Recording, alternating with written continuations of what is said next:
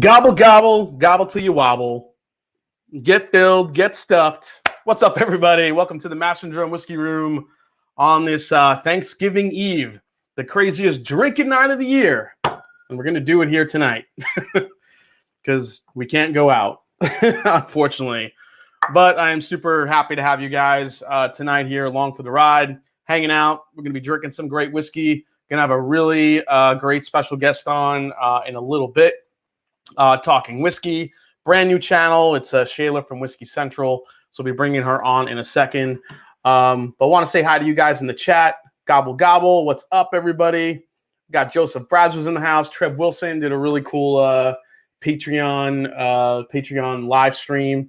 Hey, Karen Ford's here. How are you, Karen? Hope the move is going well. Andrew Buchanan, he's here. Burley Nut Bob, what's up? That's a new name. Nice to see you, bud. Hey, Lockness is here. What's up, Lockness? I haven't seen you in a while. What's up, Whoa, what does that say? Oh, never mind. Hey, Jeffrey Wax in the house. How you doing, man? Richie Z is here, of course. David Hatton, Aiden Craig. Hank Butts, of course. Drubowski, Tim Evans, Greer, Crabtree. What is up? Mike Franklin, Sugar Kitty. Sugar Kitty. I'm sorry, I got to do that voice every time I see that name. Ferd Smurf just picked out the champagne and Pinot Noir to take tomorrow's feast. Now it's bourbon time. Hell yeah. Crank it up. Shayla, says Terrence Scott. Going to be bringing Shayla on in a little bit here. But yeah, thanks for coming on, everybody. Hope everyone is having a really great or is ready to have a really great Thanksgiving. Making the best of what we got with, today's times. But at the same time, you can just kind of chill out with the family, kind of keep it laid back. Make a nice big turkey, chill out with the family. Already got our first super chat, guys. We have JW. What's up? Getting mashed in Bama, Alabama. There you go, buddy. Nice to see you. Holy crap. Look at this. It's this is my bourbon podcast. What is up? How you doing, buddy? It's Pear Bear. It's Perry from This Is My Bourbon podcast. If you guys have not listened to Perry's podcast yet, please do. Hope all's going well with you and the baby. Good buddy. He is a brand new dad, so cheers to that. Donald Rance is in the house, of course. The Irish whiskey Yoda. He's here. Sipping Russell's now. Good stuff. Diana Webb is here. What's up, Diana? Of course, Linux Cat is here. Trev Wilson's in the house. Got a bunch of cool people here. William Davilar, the Buddies. Malt Reviews is here. What's up? How you doing, guys? All the usual suspects in the house, of course. So tonight we're going to be doing some fun stuff here, talking obviously some great bourbon. Going to be talking some great whiskeys, what we're thankful for in the whiskey world. What we're going to be having a live blind tasting challenge with, of course, our special guest. Let me bring her on. Hold on one second. Here she is. It's Shayla. What's up, guys? What's going on, Shayla? Nothing much. Just drinking some wild turkey. Drinking? Oh, so am I. What's in your glass? What a coinkydink. Just the standard 81. Oh, the 81er. Yeah. Yeah, I have some Russells up north, but not with me down here tonight. So. All right, so I'm on the opposite end of the spectrum. I'm having the Russell's Reserve 2003 special release. There you go. 16-year-old turkey funky goodness. Sounds good. Yeah, it's pretty delicious. And it's getting better over time as it opens up. Yeah. It's getting a lot sweeter. It's becoming very candy. It's a lower proof, though. What is it? It's only 89.5. 89.5? Wow. Yeah. Yeah, usually that's pretty low for a turkey. Yeah, like a special pick like that, for sure. Yeah, for sure. So everyone's saying, yeah, I'm diving right in, Trev. I'm going hard right now. This is what it's about. Going hard. I'm going hard. Jeffrey Wack, way to flex, Jason, always. I try. Just, Yeah, it's a little bit, it's only a little special release, only made like, 300 bottles worldwide. Yeah. Yeah. I'm drinking the stuff that's available everywhere for like $20, but it's fine. Yeah. David Hatton's got a bone meat cast strength tonight in the house. What else is everyone drinking? Peter White, how much for that? 16 years, sold in New York for $500. I got it for the retail on this is $250, and that's what I paid for it. So I got lucky. Oh, nice. Hot Buttery rolls in the house. What's up, Hot and Buttery? Chris, really? I'm actually going to have you on Thanksgiving. I'm going to make some rolls with my turkey. And I think they're going to be hot. I think they're going to be hot and buttery, actually. They better be. Oh, that's awesome. Hey, we got my buddy Brad Copeland's in the house. He says, hey, choo-choo, Jason. Oh, we're going to talk about that in a little bit. Hey, Robert Licorice is here. We got Iron Root in the house, everybody. What's up, Robert? All right. Let me see. What else has got going on here? Burley has Wellers on the rocks. I love that he says Wellers. Wellers on the rocks. Wellers. We got Roy R. Does Things. He's got the Bull Rye tonight, one of my favorite blends. Let's see. Russell's Reserve 2002, baby. This is my bourbon says, let's get you on the podcast after the first of the year if you're down. Dude, I'm on it. I'm ready when you are, Perry. Let's do that. And Perry, I don't know if you've had this, but we can, maybe try this and talk about it if you're up for it. Linus Cat says, drinking a Turkey Feathers Kentucky Spirit store pick. Old school. Love it. Man. That's right. Daryl Caldwell's in the house. Hey, Jason, cheers from Dallas, Texas. What's up, Dallas? Bob Kuhn is drinking in Cambridge, Ohio. What's up? Let's see here. All right, I think I'm all caught up. All right, so Shayla. Yeah. Tell everybody a little bit about you. Tell us about your channel. If you guys don't know about Shayla yet, take a second. Go check out her channel. Go look up Whiskey Central on YouTube and give her a sub. You are, how many subs you up to already? I think I'm at, last I checked, I was like 1.6 something, 1.65. Yeah, so you're growing pretty fast. I want you to tell everybody a little bit about your channel and what got you into whiskey and why you decided to join the wonderful world of WhiskeyTube. Yeah, for sure. Yeah, I didn't even know WhiskeyTube existed. So I was 21 at a bar, and I had Jameson, but I didn't shoot it back. I was just kind of sipping it, and I liked it. And I usually don't like hard alcohol, so I was like, oh, maybe whiskey's my thing. So I kind of started drinking here and there, and then I had Scotch, and I'm kind of a nerd, so I had Scotch and really liked it, and I just started researching about the history and kind of all of that, and I was mostly reading blog posts and stuff. Yeah. And then I went on to YouTube and I thought, oh, hey, maybe there's videos about this, and then I kind of found WhiskeyTube.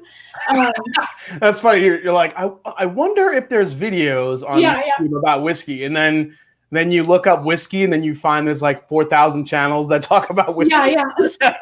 I think I have enough videos to last me my whole life. So yeah, I was like, oh, this is cool. So I kind of got involved in the community and started live chatting just on my own personal YouTube, channel, or not. It wasn't a channel. It was just my account, And then I just started researching more and more and kind of started getting into it. And I thought, hey, maybe I should start a channel. And I didn't see a ton of women kind of doing it by themselves. So I thought that might be just kind of a different thing that would kind of get people into it maybe, or get their wives into it if they're not. So it's kind of how I started. But yeah, we've seen a few really cool couples doing it together. Yeah. I mean, I Whiskey She Wines. I miss them. They haven't been able to do content. They were you gotta love Bobby. And Bobby and Sam, you gotta love Bobby and Sam. Hey, we got ADHD Whiskey's in the house. Hey, dude, happy Thanksgiving. Hi, Shayla, friggin' badass. I'll be listening to the Superstar collab. I won't be in the chat, so I have a great time. Cheers to you, ADHD Whiskey. Hope the move is going well and you're safe and sound, and have a happy Thanksgiving, buddy. Yeah, strong women like whiskey. That's right. That's my T-shirt right there. Yeah, so there was a channel back when I was, when I first discovered WhiskeyTube. I think was she called the Whiskey Bitch? Does anybody remember her? When I was looking it up, I saw hers, but I don't know if she has posted recently. I saw some older videos that she had done. So, but I don't know if she's still active or not. Yeah. Oh yeah. So yeah, Jason Coates just called it. Any other solo reviewers since the Whiskey Bitch? Yeah. Yep. Hey, Jeff Huck is here. What's up, man? Hey, Swanee's in the house. What's up? Love you guys. Great shows on both channels. Thanks for coming on, man. Yeah, she hasn't posted in a long time. Yeah, but she was great. She was very. I really did like her channel. She was very honest, straight to the point. She definitely knew. She definitely knew her shit. Definitely learned some stuff from her. Richie Z says, "Yes, I know Amy, the whiskey bitch." Oh, you know Amy. I hope she's doing well, Richie. Cool. Z-Man's in the house. What's up? He's got Walter 101 in the glass. Nice. Jason, today's RR10 theme music caught us off guard, Mr. Bill. Oh, well, you didn't like the... I know it sounded like a little porn music. I was going for like the turkey, like funk, like a funky beat, but everyone said that I was trying to tantalize them with my music. So, yeah, so... I thought it was cool. Yeah, I mean, why not? Maybe I'm just a weirdo. Yeah, I can't always like have hard rock. I just like figured, you know, I think wild turkey, I think like the wild turkey funk that I love that people talk about. So I picked up something funky, but people just thought it was a little bit, you know, on the porn side of things, which is perfectly fine, you know? Yeah. Hey, I mean, it's whiskey porn, basically. It had like that brown chicken, brown cow like thing going on. Yeah. Hey, Rock Up Reviews in the house. He says, I'm at the shop, so just going to drop in quick. What's up? Ed in the house. Nice to see you, buddy. Gary Harvey says, taking a page from your earlier post, tasting Russell's 10 and Eagle Rare. Oh, okay. Nice. Very interesting comparison. When you put them side by side, you realize how different two distilleries can be. I mean, and both of those are 10 years old. Eagle Rare is technically, I mean, it's a single barrel. They don't call it a single barrel anymore just because of the process they change in filling bottles. So you might have remnants. Yeah, you might have 2 barrels in one bottle, except instead of 1. Yeah. So let's see here. And they're both 90 proof. I've had both of them, but I haven't like contrasted them together. So yeah.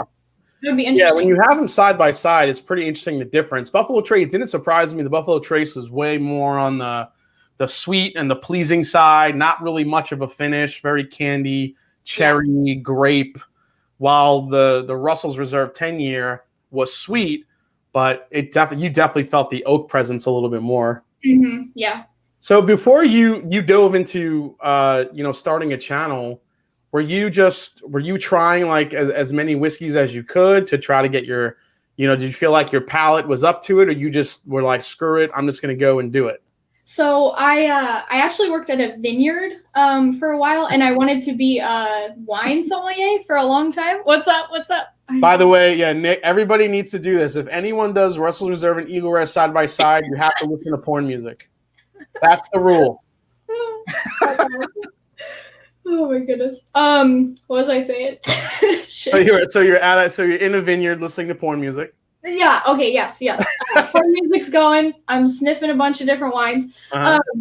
But no, I wanted to be a sommelier. I thought or just a winemaker. I was just like, this is the coolest shit ever. So I kind of started getting into that, and I think that's kind of where I developed my palate. I don't know. And I don't know. For some reason, I'm decent at picking up notes in wines and whiskeys. Not sure why. But yeah, so I had a couple, and I was like, I think I can do this. So I sniffed a couple, wrote down notes, and then I was like, let me just check and see if I'm just totally off and don't know what I'm fucking doing, or I'm like, okay. And it seemed like I was okay. Like everything I was saying was pretty close to what other reviewers were saying. So I was like, okay, I think I'm good. But yeah. Okay. Well, generally they say that women have a more sensitive nose and palate, than men do. So yeah. That's why you see so many successful like whiskey tasters and quality control, testers that are actually they're women, they're female, because they just apparently have a more sensitive palate, a sensitive nose. Yeah, I was reading this article that was talking about women's taste buds, and it said they have twice as many taste buds. And then Dan Like was talking about, I guess they also have a more sensitive olfactory, like nasal kind of thing going on too. So yeah, Jackie's eye can knows what's up. So Yeah, I mean, I got a nose, which is cool. So Yeah, I got a schnoz too, but I'm I got like, my I got my it's Italian I got my Italian schnozzle. So Yep, yep. holy shit, Jason Busey. Happy Thanksgiving. Thank BDC. you two in this community. The Buse is loose. Nice What's to up, see you, man? buddy. Thank you so much for that $50 super chat. Holy shit, man. Jason Busey, Crazy. I'm gonna send you some epic turkey juice. You gotta email me, buddy. I'm gonna send you some stuff. Thank you so much. That's very, very generous of you. So speaking of, really cool, whiskey and some stuff like this that's kind of collecting. I showed Shayla this just before we went online. So I have a buddy of mine. He's in the chat, Brad Copeland. He lives in Philly, and he was, I don't know, were you on eBay or something, dude? Wherever you were on, and there was this dude selling some old Jim Beam decanters. So he shot me the link, and I couldn't believe what I was seeing. So I'm actually going to turn the branding off real quick so I could show you guys this. Sure. So here's one of them. So this is a 1970s-ish Jim Beam decanter set. But the cool part is that it's a train. So here's one of the cars. Let me grab this here.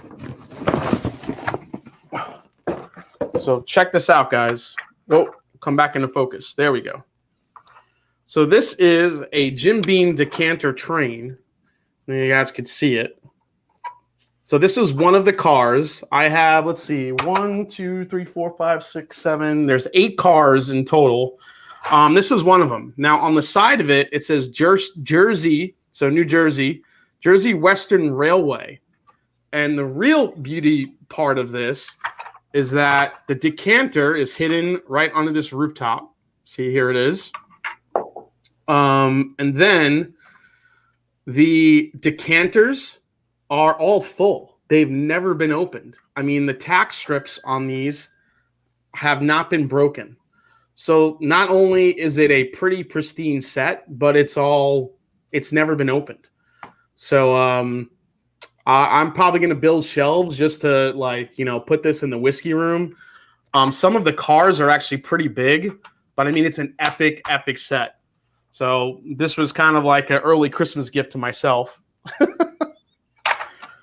Because the guy was selling them for he sold the entire set full, nothing broken, for $300. Oh, wow. How was I going to say no to that shit, right? Yeah, and it has whiskey in it. And it's got whiskey in it. Yeah, so fucking cool. Let me grab this one too here. This is the is this the caboose? Yeah, here's the caboose. Yeah. I'll show you guys the caboose just so you can get an idea of how extensive this set is. So here's the caboose, which is a nice red color. Man, that's cool. Yeah, so here's the caboose, New Jersey Central again. So there it is. Isn't that cool, guys? There it is. And then again, you open up the rooftop here, and you have another unopened decanter just sitting there. I mean, crazy. I don't know. So going back and doing some research on this, we found out that these are mid-70s-ish. So, and what's cool is they all have connectors here on the edge, and you could connect the entire train set. So, yeah, I'm definitely going to be doing that. So that is awesome. I'm going to be like the oldest adult with this little train set, but I'm going to have whiskey in it. Oh, that is so cool. Yeah, I'm excited to see what you build around that. That's going to be really cool. Yeah, I'm not sure what I'm going to do with it, but it's going to be pretty cool.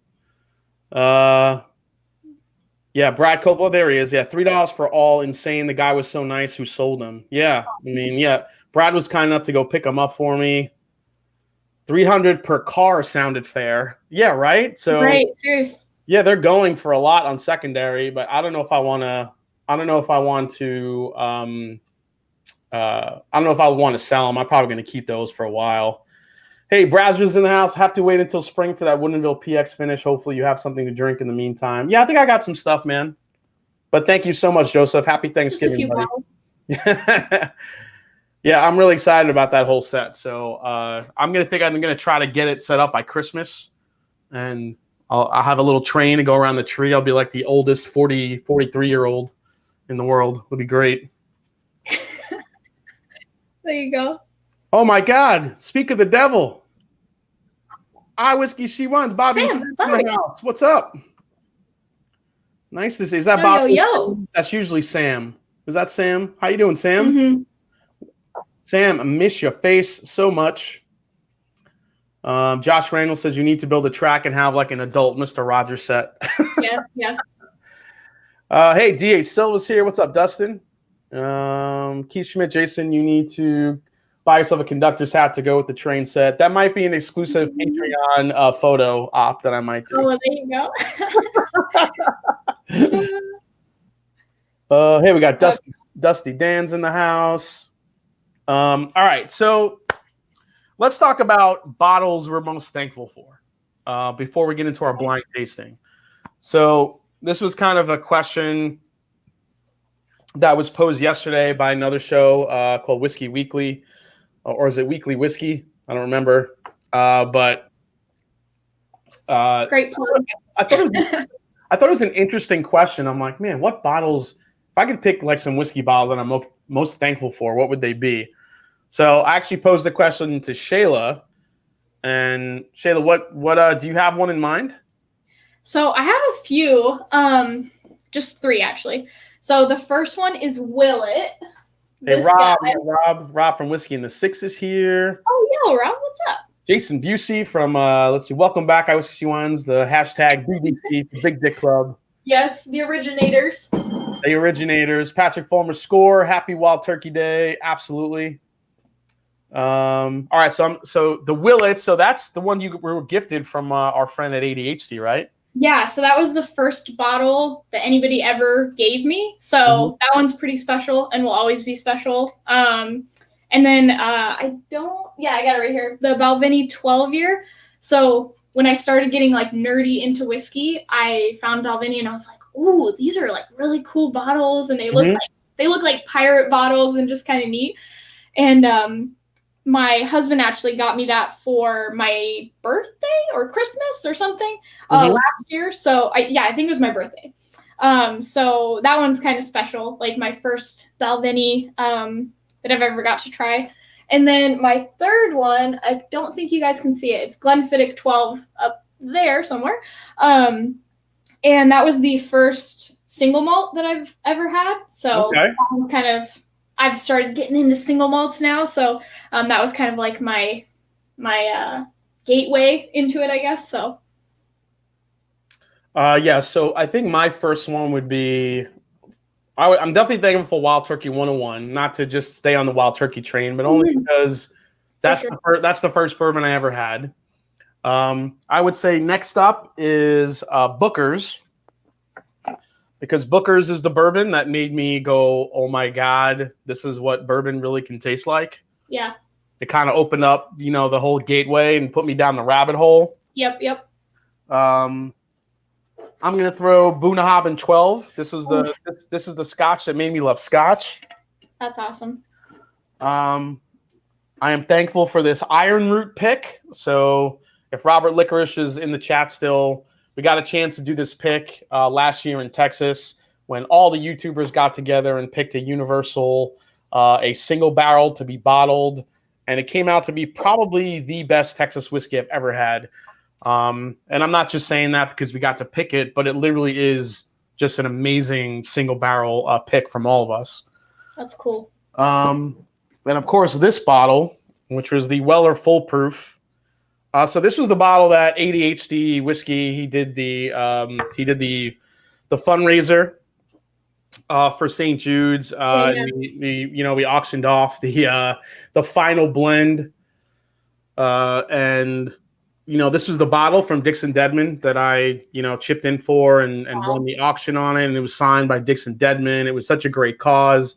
The Beagle Rare went for a shitload of money, and it was just that whole experience just meant a lot. So yeah, no, that was a cool night. That was awesome. Yeah, for sure. Let's see. Hey, we got Rare Bird 101s in the house. How you doing, David? Nice to see you. Drew Furstenberger says Boona rocks. Absolutely. Joseph Brady says, I'm thankful for the whiskey tubers. You all helped me deal with the COVID lockdowns. For sure. And I think as whiskey tubers, I think you guys as viewers helped us get through it. I mean, yeah, it's fun. It's fun making content, but really like nights like this and nights we get to interact. This is, the fun part of doing it all. If you guys have not hit the like button yet, please do so. Swanee just came in with a $9.99 super sticker. Thank you so much. Got an Oklahoma boy there. Oklahoma.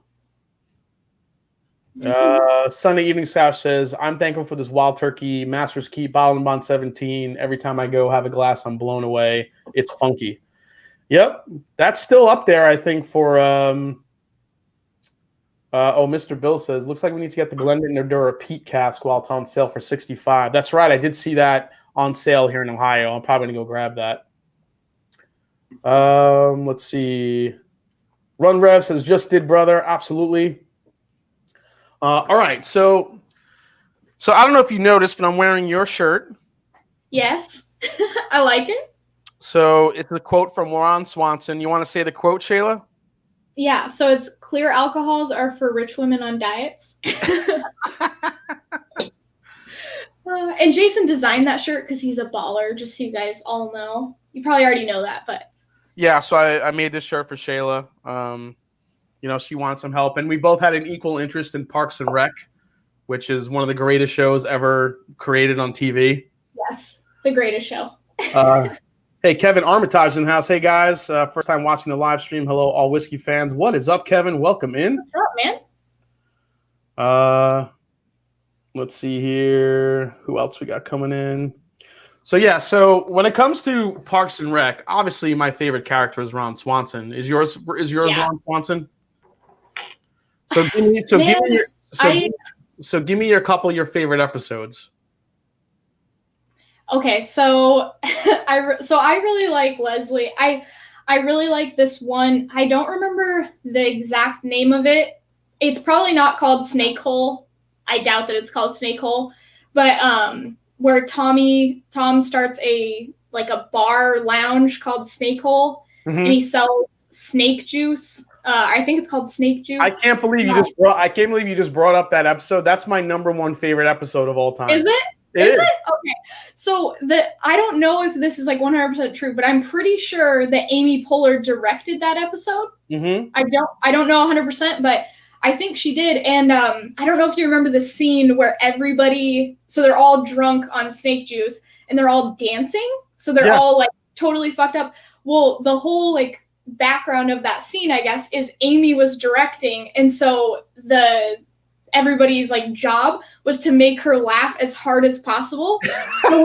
so when Ron Swanson puts on Aubrey Plaza's little hat and then starts dancing, and he does that dance. Apparently she just lost it, and I don't know. I love that freaking episode. It's too good. Yeah, I love that episode. Yeah. Oh my god, that's can't believe you brought that up. That's literally my number one favorite episode. That's awesome. Yeah, we didn't even talk about this, so yeah. I know. That's so funny. Edward Fulmer says, Mash and Drum, Wild Turkey, Bottle and Bond 17, Old Carter Batch 5 are my top 2 of 2020 faux show. Yep. Edward, you and I might have the same top 2 so far. Wow. Ish, maybe. I will say the Parker's Heritage 2020 that I reviewed, was it last week or the week before? That may have snuck into my top 5. I'm really, really enjoying that bourbon. I know it's hard to get and it sucks because usually it's really high priced, but yeah, that has crept up, I think, into my top 5. I am loving it. It's just getting fruitier, and the chocolate and the berry and to go along with that oak char that's in there. I am absolutely loving that shit. It's so good. That sounds good. Whiskey in the Six, Rob says, I'm thankful for the time Jason did a road trip to Kleinburg, Ontario to watch the series finale of Game of Thrones and do Whiskey After the Thrones with us. Hell yeah. Dude, oh my gosh, that's so cool. We're definitely getting together again next year once all this is, said and done. I went up to took a road trip up to Ontario, Canada, and we hung out. We did drank some epic whiskeys that night. I mean, it was incredible. Drew, treat yourself. Treat yourself. Oh my goodness, that's awesome. Thankful for 2020, at least not sucking on the whiskey front. Finished in Toasted MGP, ECBP, OF, Bardstown. So many good releases each month. Yeah, I mean, the amount of releases that we had this year was just insane. And I feel like more and more are coming towards the end of the year. It's like it's not letting up here as we get into December. They just keep, coming out with releases. There was that big lull, like right in the summer, and then all of a sudden, once fall hit, we saw some, and now they're sneaking a lot more in here. Yeah. Joey Short Pants, GOT season finale sucked. So disappointing. Yeah, we agreed. Yeah, totally agreed. That was kind of a bummer. Yep. Nick Lovin, I think, said, I don't know what I'm doing, but I know I'm doing it really, really well. Yeah. That's so whenever I'm like, I actually throw that little clip into my nosing. So if I say like some random thing that like doesn't make any sense, I'll put Pratt in there, like saying that. So yeah, I love him. He's awesome. Jeffrey Wack, Heavy Char is so good. I agree. DC says, I'm smoney and I'm fart, Amy Poehler. Oh my gosh. Cosmos Mariner said, I'm thankful for the awesome Knob Creek store pick from a local store near me. I've purchased 2 so far. I'll be going back for more. Yeah, I mean, Knob Creek store picks, again, they're up there with some of the best. I always say it's some of the best value bourbons on the market. For sure. Sipper Social Club's here. What's up, Jeremy? The Mash and Drum. My favorite Ron moment is when he goes into a Home Depot and quickly tells you, "Point, I know more than you." That's you in every liquor store. Yeah, pretty much. Yeah. So when I go up to the States, I wanted to. I don't know if they would allow me to, but I was gonna ask like the Total Wine guy, like, "Hey, I'm gonna just film this scene. Like, it's just a joke, you know." I doubt that they would let me, but I wanted to do that, like Ron Swanson. I know more than you. I know more than you. Yeah. He's a legend. Yeah, basically, there's a couple store. Actually, the store that I go visit in New York, I know them pretty well, and they help me find some bottles, and they're really great. And I'll walk in there, and like when somebody walks with a bourbon question, and I'm in the store, they're like, "Go ask that guy." Like, I don't know what you're asking. Go ask him. Awesome. He's not an employee, but he knows more. Whiskey Tornadoes in the house. Happy Thanksgiving. Thankful for channels like Jason's and Shayla's. Cheers to you too. Whiskey Tornado. That is Lance. Also, great channel doing some great content. Lance also just got over COVID, so cheers to you, Lance, and hope you're feeling better, buddy. Yeah, for sure, man. Yeah, absolutely. He tornadoed that shit. Drew Furstenberger says, better band, Bobby Knight, Range, or Mouse Rat. Oh, well, Bobby Knight in the Range, that's all they only sing the one song. You gotta love Mouse Rat. You gotta love Mouse Rat, and I don't want to start singing Bye Bye Lil Sebastian just yet. Yeah, we're going to start crying. That'll be the end of the stream. Swanee has a good question. What is your favorite bourbon for $50 or less? Ooh, $50 or less. That's a really good question. Honestly, it would probably be, I mean, I hate to bring up turkey again because I love it, but I would probably say Rare Breed. I could get Rare Breed for sometimes like $40. Yeah. And that is a typical go-to. Unfortunately, Bellmead Cask Strength is like 65. I'm trying to look at my shelves what I have. I've never had an ECBP, and I think those are around like $50, right? Those are ECBP is 65 retail, but okay. But they can also be priced around 70 to 100 in some areas as well, unfortunately. But I would put Knob Creek Single Barrel up there too. That's about $45. And if you can even get them like the store pick that one of the viewers mentioned earlier, you get a store pick that's anywhere between 9 and 15 years old. It's even a more amazing value for what it is. Right. Four Roses Single Barrel you could throw in there too. There's a good one. There's so many. Yeah, Rare Breed and KC picks are staples. Absolutely. Yeah.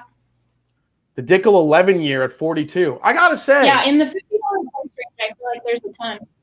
Yeah, the George Dickel 11 year this year, I'm telling you, that might be my surprise whiskey of the year because I just did not expect that type of flavor profile from it. It was really good. Yeah, Shayla, I'm going to have to send you a whole slew of Elijah Craig barrel proofs to try because it's so damn good.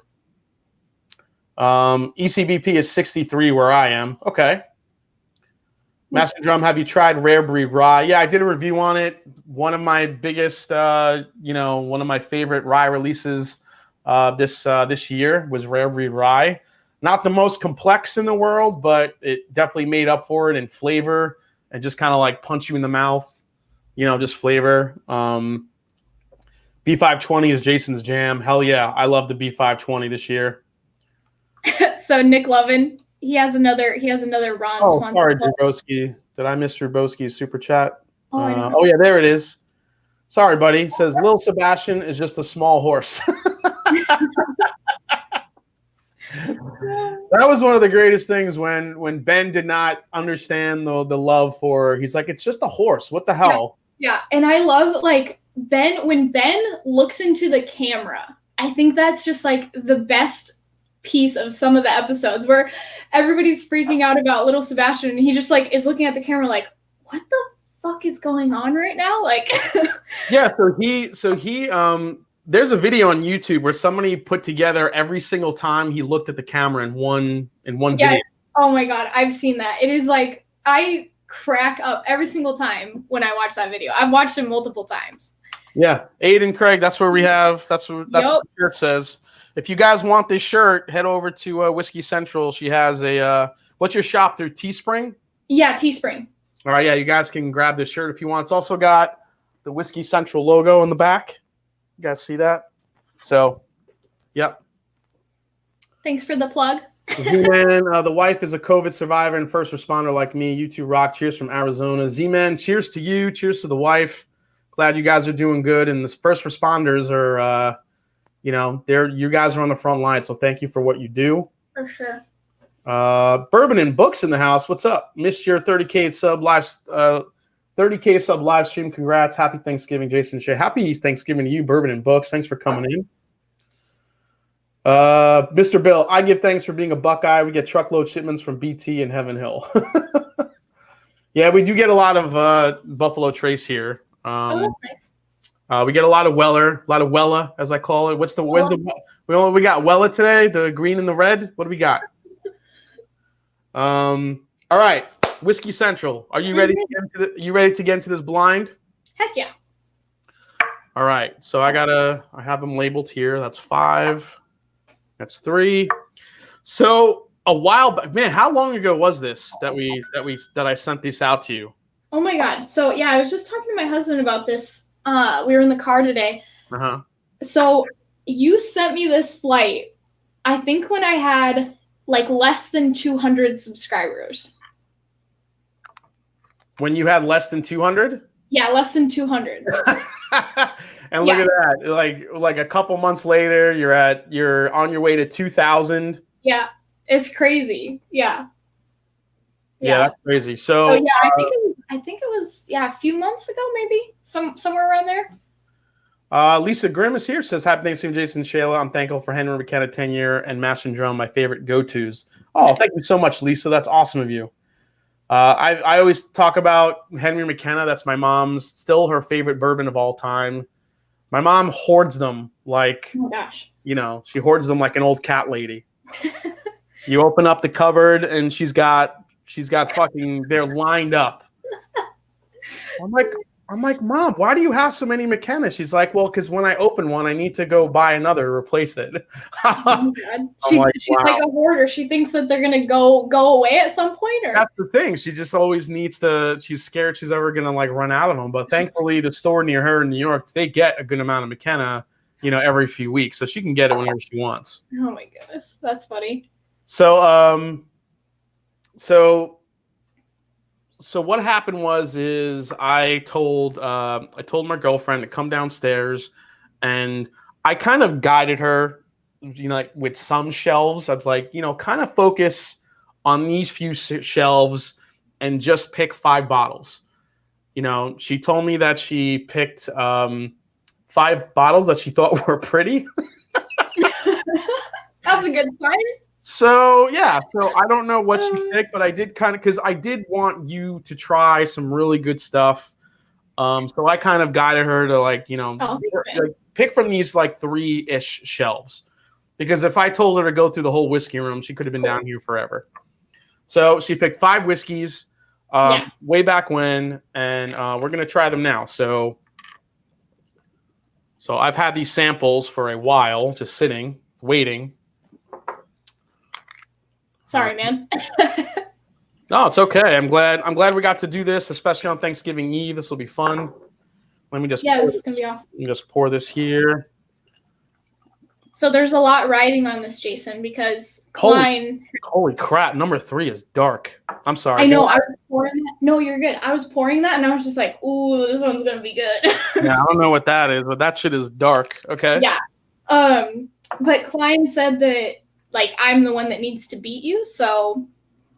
Yeah, Klein's pissed that I had that. I'm so far, I'm kind of undefeated. I mean, basically, yeah. I'll say that Klein.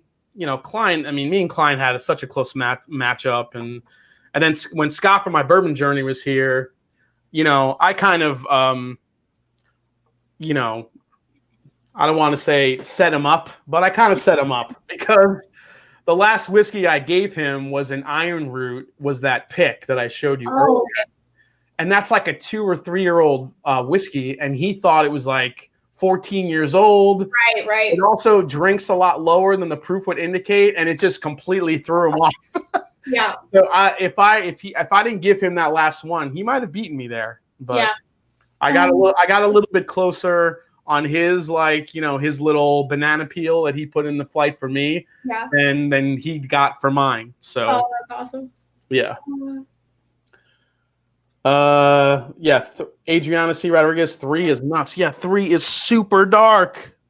I'm trying to think what the hell's in here that's that dark. Yeah, I'm like, is this like a super sherry scotch? Like, this is nuts.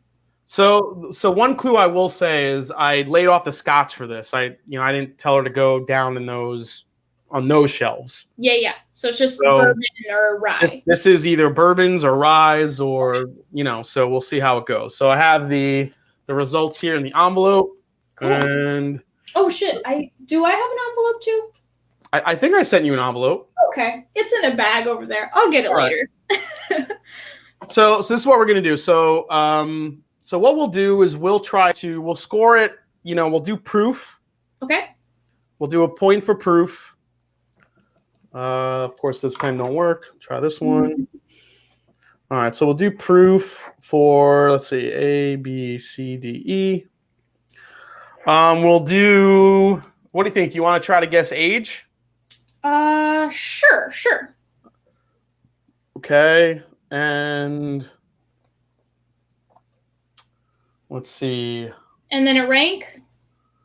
Yeah, we'll definitely rank them. And we'll see. You know what? We'll just do proof and age, and we'll see how we do. We'll see who we can get the closest from that. I guess we'll try to guess proof. Whoever's the closest will get the point, and same thing with age. Okay. All right. So we should have the same order. So let's go to number 1. Okay. And we could share some notes and stuff and see how it goes. This is cutthroat, Jason. I'm not sharing shit. Oh, you're not going to share shit with me at all?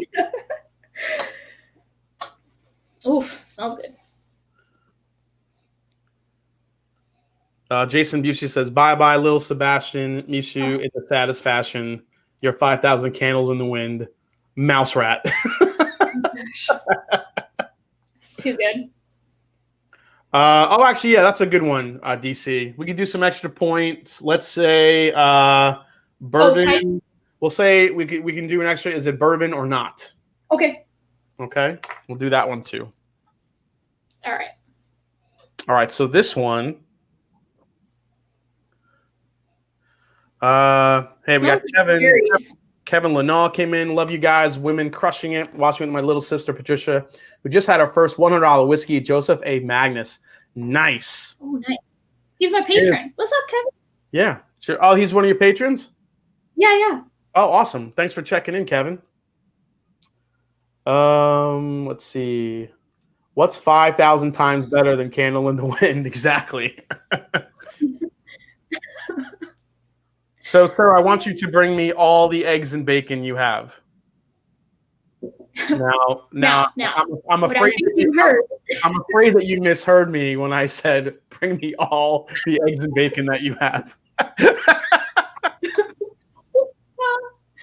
Oh, that one's so good.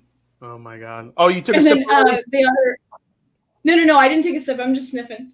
Oh, okay. So what are you getting on this? I'm getting like cherry, a lot of cherry. Super sweet. What about you? Yeah, there's definitely a cherry component. I'm getting like a ton of vanilla icing here. Oh yeah, maybe. Like yep. super rich, like concentrated vanilla icing. Yeah. Sunday evening scotch. I know what I'm about, son. Don't sass me, Burkus. Yeah, I think that's when he's ordering like the party platter. So he orders a party platter and they're like, that's a party platter. It serves 8 people. And then he goes, right. I know what I'm about, son. Yeah, I know what I'm about, son. Man, what is in there? There's something else. Oh, did you take a sip yet? I did, because I couldn't wait. It smelled really good. Mm-hmm. Oh, that's so good. Oh, shit. Okay, I love you, Jason, by the way. Just want to put that out there. Let's see. HCC, the whiskey edition, says, did my super chat not come through? I don't see one from you. I don't think so. Going back. Nope. Didn't, unfortunately. Oh, yes, this episode, Aiden Craig, you had me at Meat Tornado. Yes. When he's ordering that burrito, and he's like, yeah this was... You had me at Meat Tornado. All right, so this is cherry. I'm getting a ton of cinnamon on the back end of this. Vanilla icing. Definitely a citrus component to it. Yeah. It has a good proof point, but the thing with proof, and I say this all the time, you know, it's hard to distinguish sometimes whether it's just a high proof or you have like a lot of spice on the finish. Yeah. I think that's the thing I get the most screwed up with is proof or spice. But yeah, let's see. Maybe. So when you're you've done a few scotches in your past few reviews. Yeah. When it comes to like flavor profile, what are you looking for now? What do you find is your favorite scotches? Do you like sherry? Do you like ex-bourbon? Do you like a mix of both? Have you dove into any peated stuff yet? So I think I really like sherried, or at least some sherry influence. Like I had the Glenmorangie 10, and I like bourbon cask influence, but I've had sherry influenced scotches, and it just feels like it's kind of missing something. Like I've had the Balvenie 12. I don't know. I don't think it has a ton of sherry. But I don't know. It just seems more interesting with a little bit of sherry in it. So I'm excited to try like another Glenmorangie and seeing if I like that more. But I think I more lean towards the sherried side. And then I've tried some peated stuff. I haven't tried anything from Isla specifically. Okay. But I really want to try like a Bunnahabhain 12. I'm gonna get a bottle of Nick Offerman 11. I don't even care if I like it. I'm just gonna buy it. I will tell you that I know you love Nick Offerman, but that is a very, very good bottle of scotch. Is it? It's a very good Lagavulin. It's cool. Yeah, that's up there as one of my favorite scotch releases this year. I loved it. Oh, cool. Yeah, I don't even care. I don't even care if it's good, but it's good to know that it is. But and Nick Lovin dropped a quote from my second favorite episode.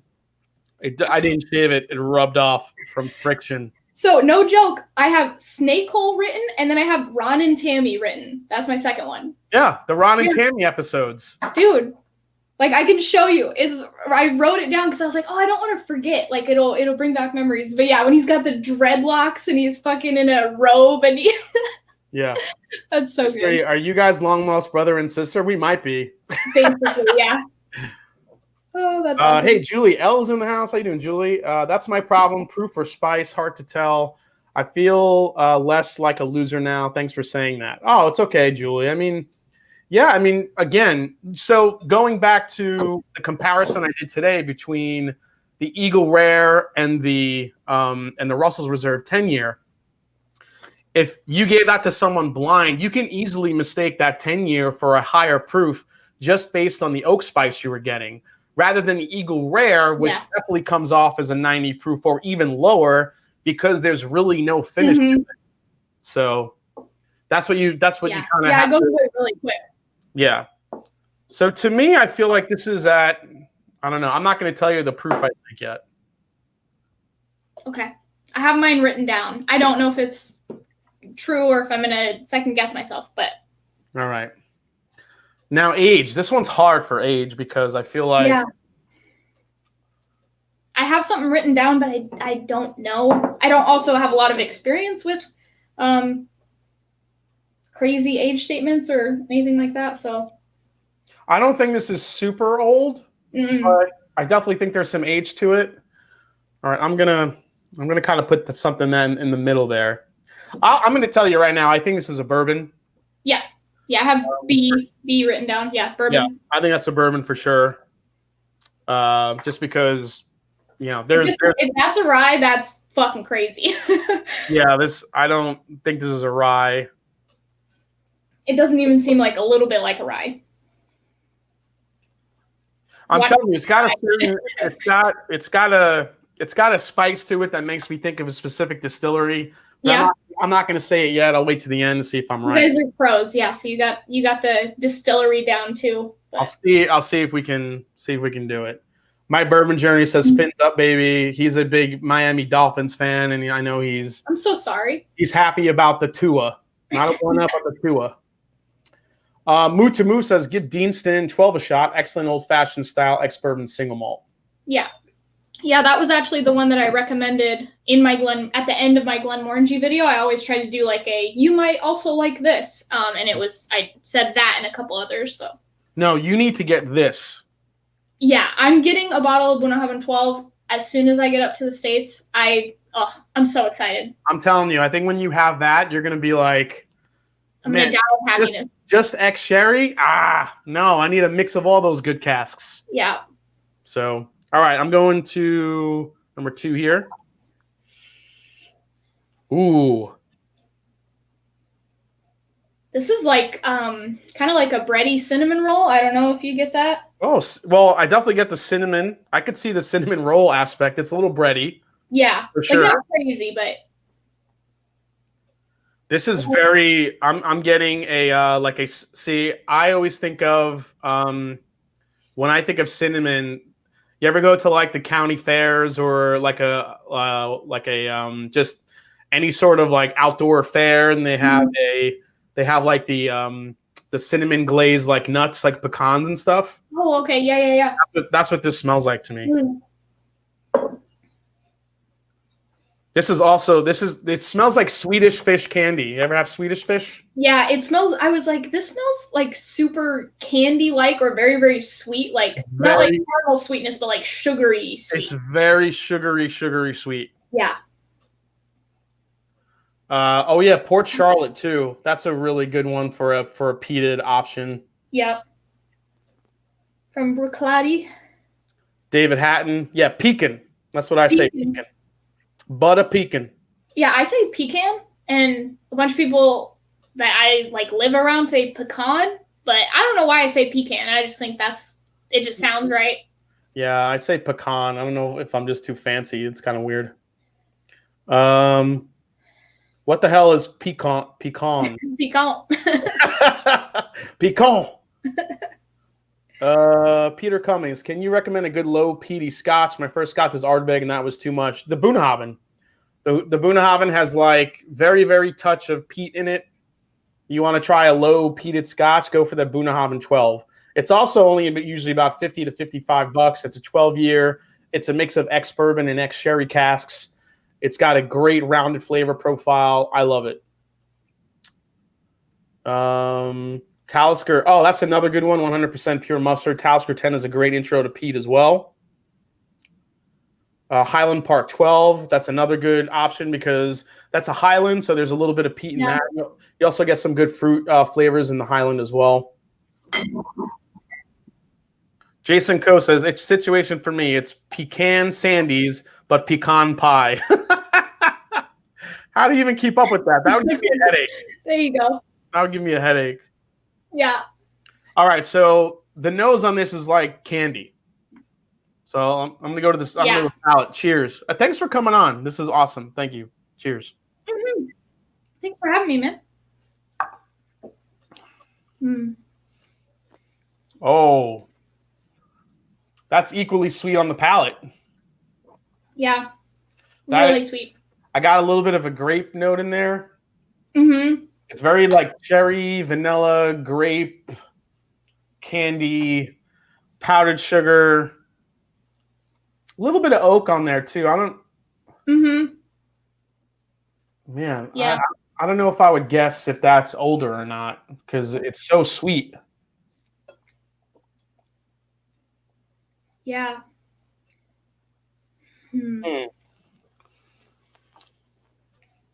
I think this is a little bit lower in proof than the first one. Yeah, I said less than A so far. Proof less than A. Yeah, less than A. Because I feel like once I actually put a proof down, I kind of start second guessing it and freaking out about it. Yeah. And I go back and forth and back and forth. So I'm trying to just kind of generalize and then get specific next like round. But I suck at this, so I don't know what I'm doing. I'm gonna say that's right. Yeah. I'm gonna say that for age. I think that's still a bourbon as well. Yeah, yeah. So tell me about your Thanksgiving. What are your go-to Thanksgiving day, like, you know, the things you gotta have on Thanksgiving? Is it pecan pie? I really like pecan pie. I like pumpkin pie too. So no joke. This is gonna sound super gross, but it's just the truth. So I love super gross Thanksgiving stories. What I do is, so I will get an entire Costco pumpkin pie, and then every day until it's gone, I'll eat it for breakfast. That's what I do. Wait, say that again. You get a pie from Costco. Yeah, pumpkin pie from Costco. Okay. And then I cut it up into like its pieces. And every day, like until Thanksgiving or like after Thanksgiving, until it's gone, I will have a pumpkin pie for breakfast with whipped cream on the top. Oh my God, that's a hell of a breakfast. Yeah, and it's like the best part of Thanksgiving, I think. But basically, I went to the doctor and they were like, "Hey, your liver's really fat and you're like you have high cholesterol and you're 24, so stop." They were like stop eating burgers and steak and pork chops and bacon, which are like my favorite foods of all time. So right now, for like the last month, I've been a vegan. So we were at Costco today and I didn't get a pumpkin pie. So I'm like super bummed out about it. God. You went from eating all that glorious meat to becoming a vegan? Yeah. So the last time I was up at my mom's was in August, sometime, I think, in August or September. And she always asks, like, what do you want me to make? And I said burgers. And I just kept saying burgers the whole time I was there. And the last day that I was there, she was like, okay, what do you want to be your last meal? And she said, but don't say burgers. And I was like, damn it. So, yeah, no, I'm kind of bummed, but if I have high cholesterol and a fatty kind of liver at 24, that's probably not good. So I'm calming it down for a little while, and then I'm going to have some cheat days, but yeah. So this is pretty funny, Jerry Black. It's pecan because a pecan was something Granny kept under the bed so she didn't have to use the outhouse. Okay. But a pecan. Best pies are funny cake and shoe fly pie from Sugar Kitty. My wife actually cooks the pumpkin and makes her pie from scratch. It's the absolute best pumpkin pie I've ever had. That's awesome. Oof. Actually, yeah, DC has a good point. Wait, pumpkins aren't vegan? Aren't pumpkins? Yeah, right? Well, yeah, I mean, they are until you fill it with fucking sugar and all that other crap that goes in it. They fill it like with custard and stuff. And I'm like totally not like gonna be one of those dicks that's like, oh, you should be vegan. I'm like, bro, I don't want to be vegan. So. Oh my God, fried pet rabbit. Yeah, that was my Thanksgiving growing up. What All right. So I think usually like I would do stuffing. Stuffing's like my favorite. I didn't really ever like turkey. I like prime rib or like ham. Those would be my favorites. Damn, you are a carnivore, girl. Oh man. So my you could change your channel name to Whiskey Carnivore. I know. My brother-in-law has a Traeger and he smoked like this huge freaking prime rib and he cut me off a slice and it was like this massive slice and everybody only ate like half of theirs. And I ate the entire like piece of prime rib and he was super proud and I was just like, and then I went into a coma. It was really good though. Oh yes, rest in peace, Rocky. Yes, my rabbit that my grandfather killed and ate. Oh my God. You got to go back and watch my Halloween streams. I always tell that story at the end of the stream. Oh, okay. Jacob, your last meal is cool, but what would be your last pour? Oh God, like your last pour ever? Last pour ever, or just for the night? Yeah, just for the night. Which one? It kind of depends. I don't know. Yeah, I don't know. I mean, for like last pour, like for the night, for if like last year I had a bunch of family here and I was sharing a bunch of stuff. I think the last pour I had was actually George T. Stagg. Ooh, yeah, that's a nice one. Yeah. Yeah, so I just opened this Highland Park, and it's a little bit peaty. It's like not crazy peaty, but I think I would like that as like a last little dram for the night. All right, I'm going to C, which is the crazy dark one. Okay. Oh my God. What the hell is that? What is that smell? There's something it smells like very specifically. Yeah. God, what is it? It's raisins. It's raisins. Fuck yes, that's what it is. I was like, what is that? This is like the brand new box of Sun-Made raisins when you open it, like that waxy red box. Raisins. Yep. Oh my God, it was driving me nuts. I'm so glad you said that. Wow. Holy fruit. What the hell is that? That is like straight up raisin liquid, like in the best way. It's like candy, like cherry syrup and honey and syrup, yeah. Whoa, this one's weird. This is weird. Whew. Yeah, is this a Texas whiskey? Oh, I have no idea. I mean, I did kind of throw that shelf in the mix. Holy crap. That's I'm loving the nose on this. What about you? I love it. Yeah. No, I love raisins, so this is I'm digging it.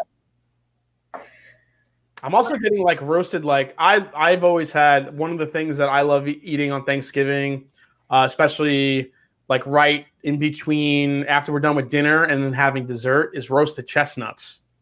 Oh, okay. I've never actually had those, so I don't know what that's like. Don't make me go Nat King Cole on you, but yeah. What are you gonna start singing LOVE or something? No, chestnuts roasted. Oh, okay. Mr. Bill says Joseph Magnus for number 3. I don't know. Joseph Magnus has a very distinct, like citrusy note to it, because it's NGP. I'm not getting that on this. There's so much. I mean, look at how dark this is, guys. It's like coffee. Yeah, it's almost like coffee. I would imagine this is some sort of finish. Yeah, I mean, is it that raisiny? I feel like it has to be. I mean, is it one of the balcones, or I don't know? Man, that smells amazing. You ready to taste this? Yes. All right, here we go. Cheers.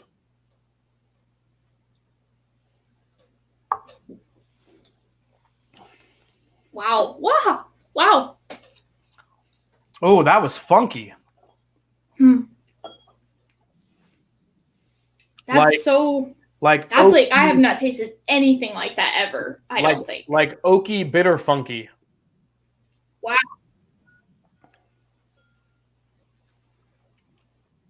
Honestly, now that I just tasted it, Honestly, now that I've tasted it and I'm looking at It's myself, good. I like it. I think I know what it is, which isn't fair to you because I'm sitting in the shelves that she picked from. At least I think I do. Yeah. But something's throwing me off on the finish, though. That it could be. Yeah, that is totally unfair. Yeah, somebody in the chat said Texas, and I'm thinking that could be one of the finished Texas because I have a lot of like Texas whiskey that's finished, which has like that weird funky aftertaste, which I'm tasting in this. So I'm not exactly sure like where to go with it. Uh-huh. Hmm. Wow.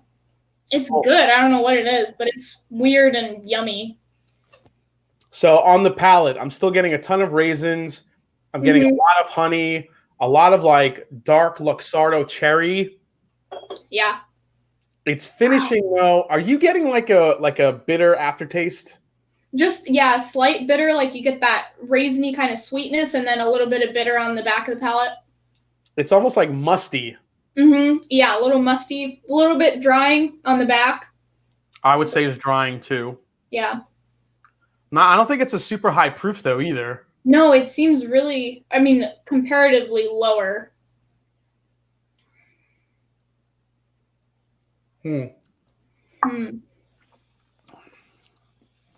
Wow. So I'll say that this tastes like if you've ever had an old Scotch that has a lot of sherry influence, that's what it's reminding me of. Now, whether that's sherry or if it's the Texas funk that's in there, it's very heavy. I would be willing to bet that's very heavy sherry. I'm just trying to think what bottle I have up there. Maybe it's actually in the back and I can't see it from where I am, but Wow. Man, I've never had anything like that. That's crazy. So Whatever it is. So that's a good thing because I was hoping, she would be able to pick you out something that you've never had. Yeah. I think probably all of these are something I've never had. So which I'm good with. Okay. Wow, that's so crazy.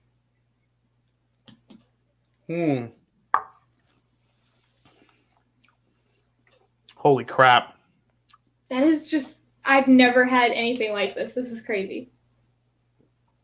I'm so glad you said raisins because it was driving me nuts. I was like, as soon as you said it, I was like, there we go. I mean, I don't think I have a Scotch that this is heavily sherried. So I'm thinking if it's one of I do have some sherry finished bourbons up there. Yeah. So I'm not sure if it's one of those. It doesn't finish. It doesn't taste like a Scotch on the front end. So this has got to be a finished. It's got to be a finished bourbon or a finished Texas whiskey. I just don't know. I just don't know what to pick. Yeah. Well, I mean, you can say bourbon and just cover all your bases, right? You can't tell the purest bourbon people that Texas whiskey is bourbon. It only has to be made in America. That's true. Doesn't have to be made in Kentucky. Made in America.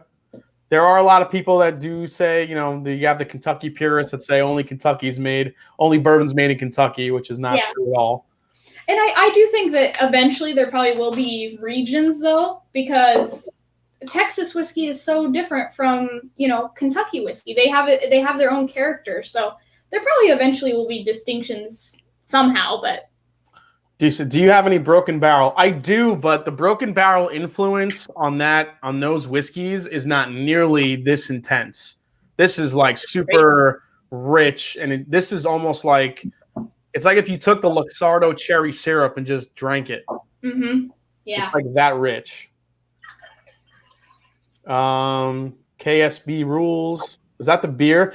Hey, anyone in the chat grab any of the new Bourbon County stouts yet? Did those hit? And you guys, the Goose Island ones, and you guys get those yet?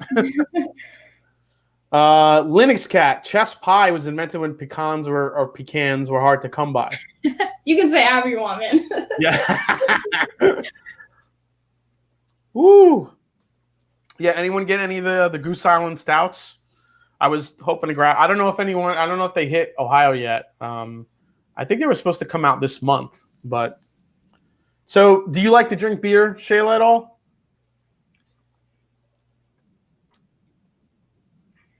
Yeah, pretty much the only beer that I do like is stout. So that's the only beer that I drink. Like when we go to a bar, I get a stout, not a, I don't like. I mean, lager and pilsner are okay. I don't like IPA or super hoppy stuff. So. Oh, they release on Black Friday. Okay, so that's this Friday. Holy shit! I'm gonna have to age. Yeah, one of them is aged in Old Forester birthday bourbon barrels, which is pretty cool. Officially they are released Black Friday. Okay, there you go. All right. Brad Boyd says it's iron root. So I have a very heavily finished iron root up there, and that's what I'm thinking it could be because it's on around that shelf. Okay.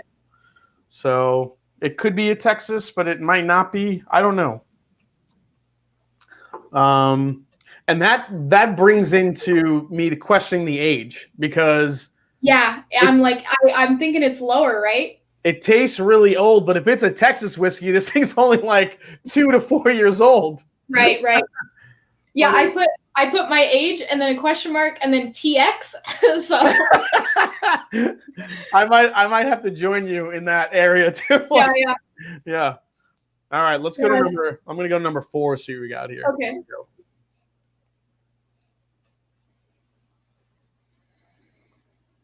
Ooh. All right, number 4 is a hitter. Yeah. Oh, I get one of my favorite notes in bourbon. I get apple pie because I definitely think that's a bourbon. I definitely think that's a bourbon easily. Mm. Man. Yeah, I can see that. Oh no, Kilco, we see you, buddy. You're there. What? Jason, are you into barrel-aged stouts generally? Yeah, I'm a huge stout fan. I love barrel-aged stouts. Like the founders beers, the breakfast stout, and those generally are kind of like my favorite beers that I always have on hand. I love stouts. I don't love porters as much as stouts, but I love a good stout. Yeah. Had a really good chocolate oatmeal stout. It was like a craft kind of bottle. Yeah. We don't really have any of that stuff down here, which bums me out. So, I kind of miss that. That's right. You're in Mexico. You're drinking, you're drinking whatchamacallit all day. You're just drinking like Corona all day?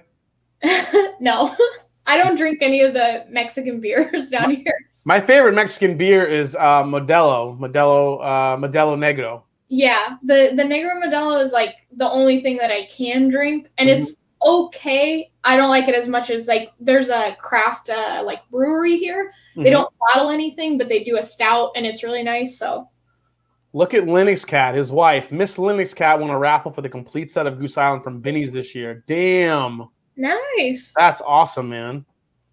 Oh yes, Dos Equis. Dos Equis. Tom Flanagan's calling out. Yes, Jameson Caskmate Stout is top. I love that one from Jameson. Richie Z, I love Founders Porters. Yeah, I'm right with you, Richie. I love the Founders Porters.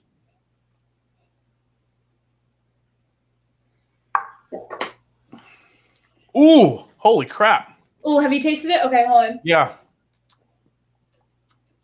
Wow, that punched me in the lips. Ooh. Oh, that's a Kentucky hug if I've ever had one. Oh, that's a Kentucky bear hug right there. Yeah. Woo! Well, I wasn't expecting that. Kind of. Now we got Thanksgiving going. Okay, here we go. Okay, all right. That's definitely up there in proof, I think.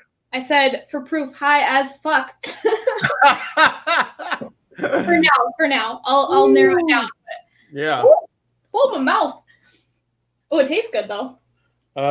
Joe won the Abraham Bone 2020 Gingerbread Limited Release Lotto today at the match. Oh crap!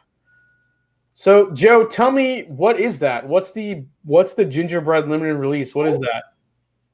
Is that like a bourbon aged in gingerbread barrels or something? What is that? By the way, gingerbread barrels. I'm registered. I'm trademarking that right now. Somebody's got to do that. Yeah. Ooh, boy. Okay, I'm gonna go in for another sip so I can nail down some of this stuff. I wasn't expecting it. Yeah, this thing has some heat.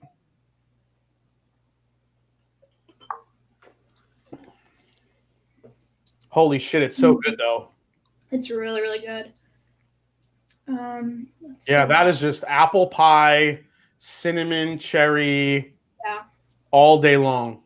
Oh my God. Ton of cinnamon. Really, really good. I'm getting like a fried dough aspect in that too. Yeah, I was kind of, when you were saying apple pie, I was thinking, like, I get apple, but I was thinking more of like the actual dough. Mm-hmm. Oh, like funnel cakes. Like the Like oh deep, yeah. like Like, deep or like an fried, apple fritter or something. yeah, like deep fried dough with just like a bunch of powdered sugar on it. Yeah. Oh my God, I'm so hungry right now. I know. Okay, so wow, that's crazy. Let's see. Man, don't even know. Man, it's like I don't know where the hell did she go? I don't know.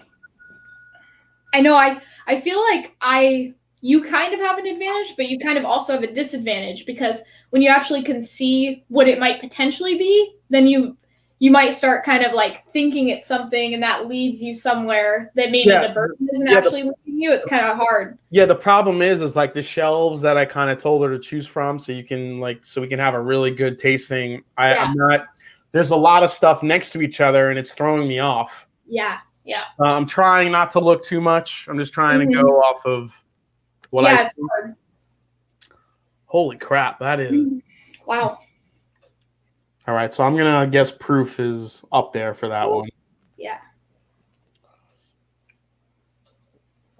Now, what about now for you? Like for me, like higher proof, it's a little bit harder to find age because the proof is in the way so much. Yeah. Yeah, there's so much. I'm not getting a lot of oak influence on this though, so I don't think it's too old. Yeah.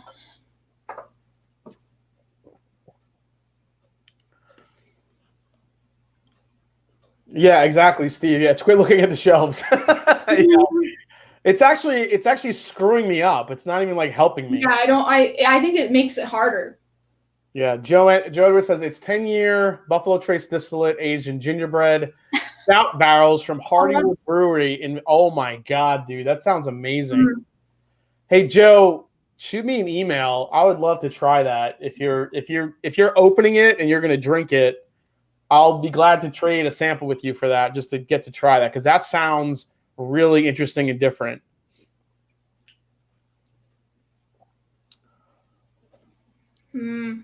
Wave says, I was going to bring a bottle of Booker's Country Ham I've saved for the whole year over to in-laws' place for the day. Dude, Booker's Country Ham was the last bottle of Booker's that I absolutely loved. So, yeah, I mean, Booker's Country, it's a hitter. It's a hitter of a Booker's.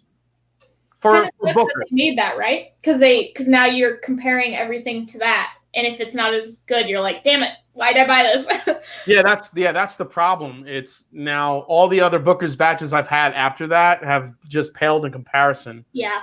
For me, I'm just not, as much as I love Booker's, as much as it holds that special place in my heart as my gateway bourbon into bigger and higher proof stuff. I just can't reconcile in my head buying it anymore because it's gotten to close to $100 now, and it's still at its core a 6 to 7 year old barrel proof bourbon. Yeah. And again, you're looking at Rare Breed for 45, which has some 12-year juice in there. Elijah Craig barrel proof for 60, 65, 12 years old.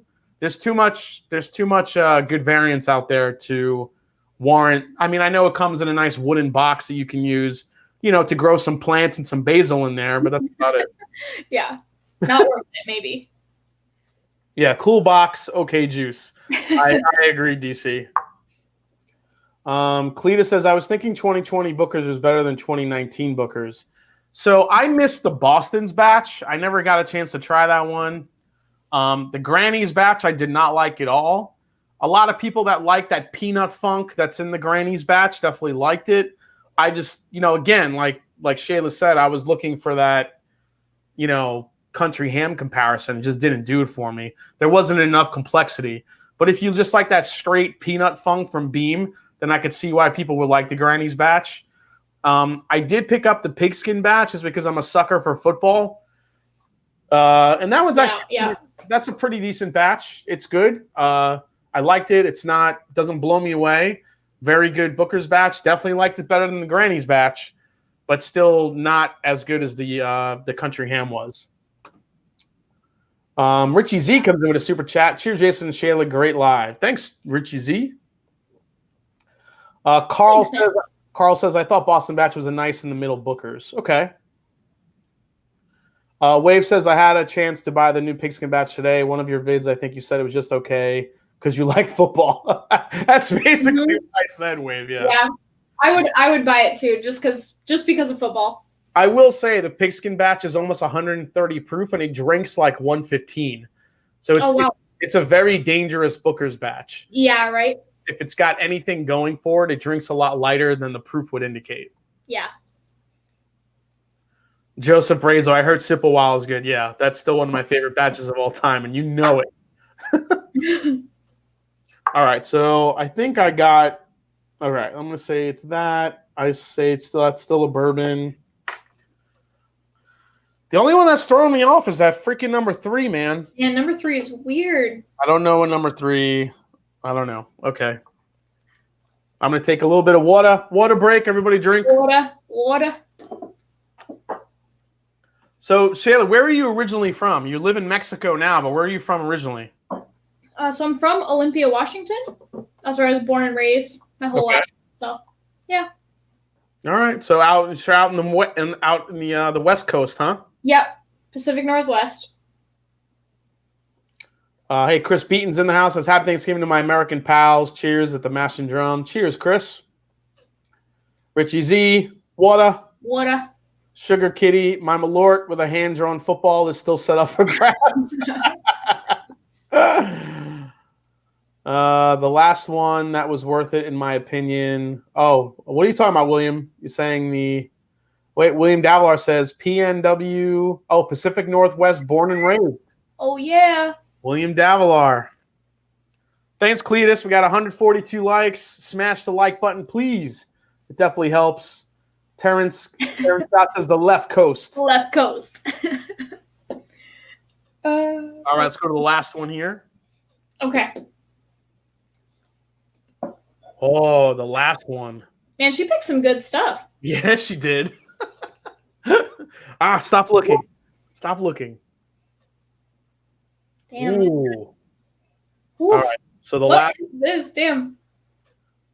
last one is, again, just fruit and candy. Yeah. God, a lot of cherry. I mean, I know I said cherry probably on all of these, but this one seems more cherry. Yeah, this one is very cherry forward. Oof. Holy crap. I can't believe the amount of cherry in this. Yeah. It's good. Aiden Craig says, I've still got an unopened Booker's kitchen table I got for 60. How's that one? Oh, kitchen table was one of my favorites from 2018. That's a really good batch. Yeah, I love kitchen table. So that's a good one. YL is killing a Beam White Label. Nice. Oh, William Davlar was referring to Country Ham. Yeah, I agree, William. That's definitely the last batch that I was in love with. All right, so this has got some oak presence to it. Yeah. This might have a little bit more age on it. Tell me, what are you getting besides cherry? What do you think? A little bit of cinnamon. I think I'm getting mostly cherry, and also I think my nose is a little desensitized from D. So I'm kind of trying to get it back here. D burned all your senses out. A little bit. I think I went a little too far into the Glen. Hey, you went bulb deep, didn't you? Yeah.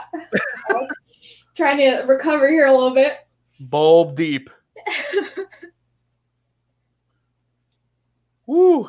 But yeah, some fruit. There's a ton of fruit in this that I'm getting. Yeah.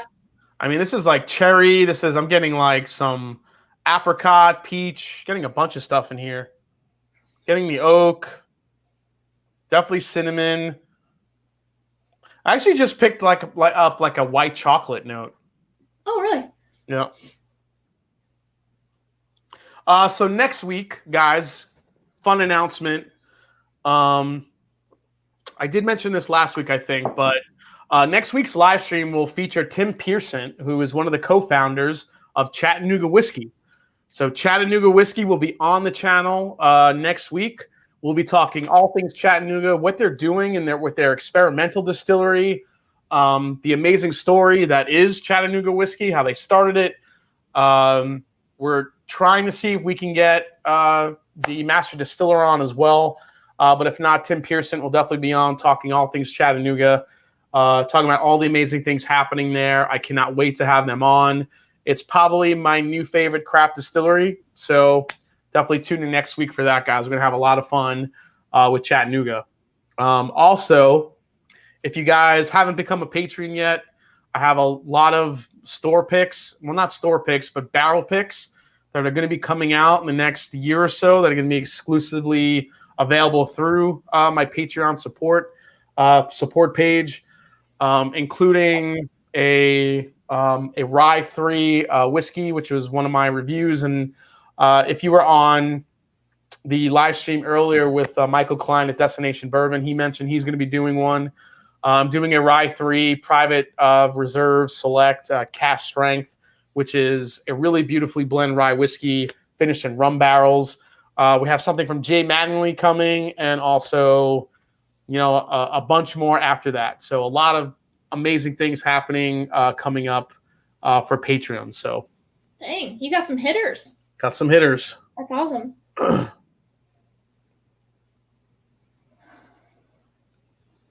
Man, I love the nose on this. I can nose this all day. This is great. It's super fruity. I feel like I get a new fruit each time I go in. All right, cheers. Last one. Here we go.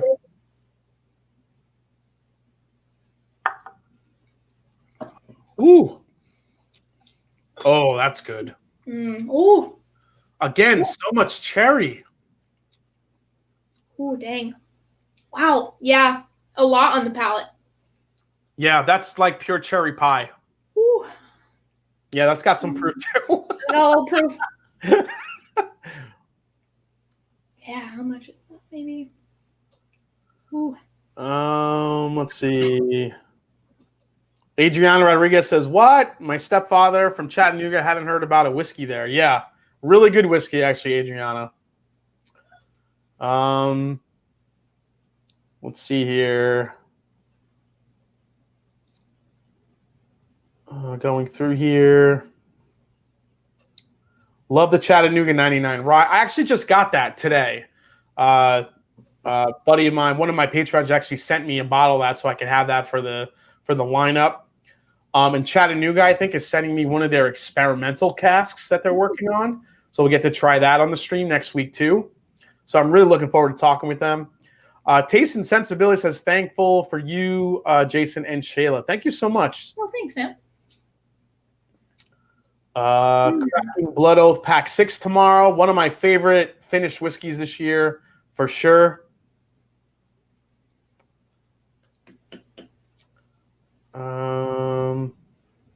All right.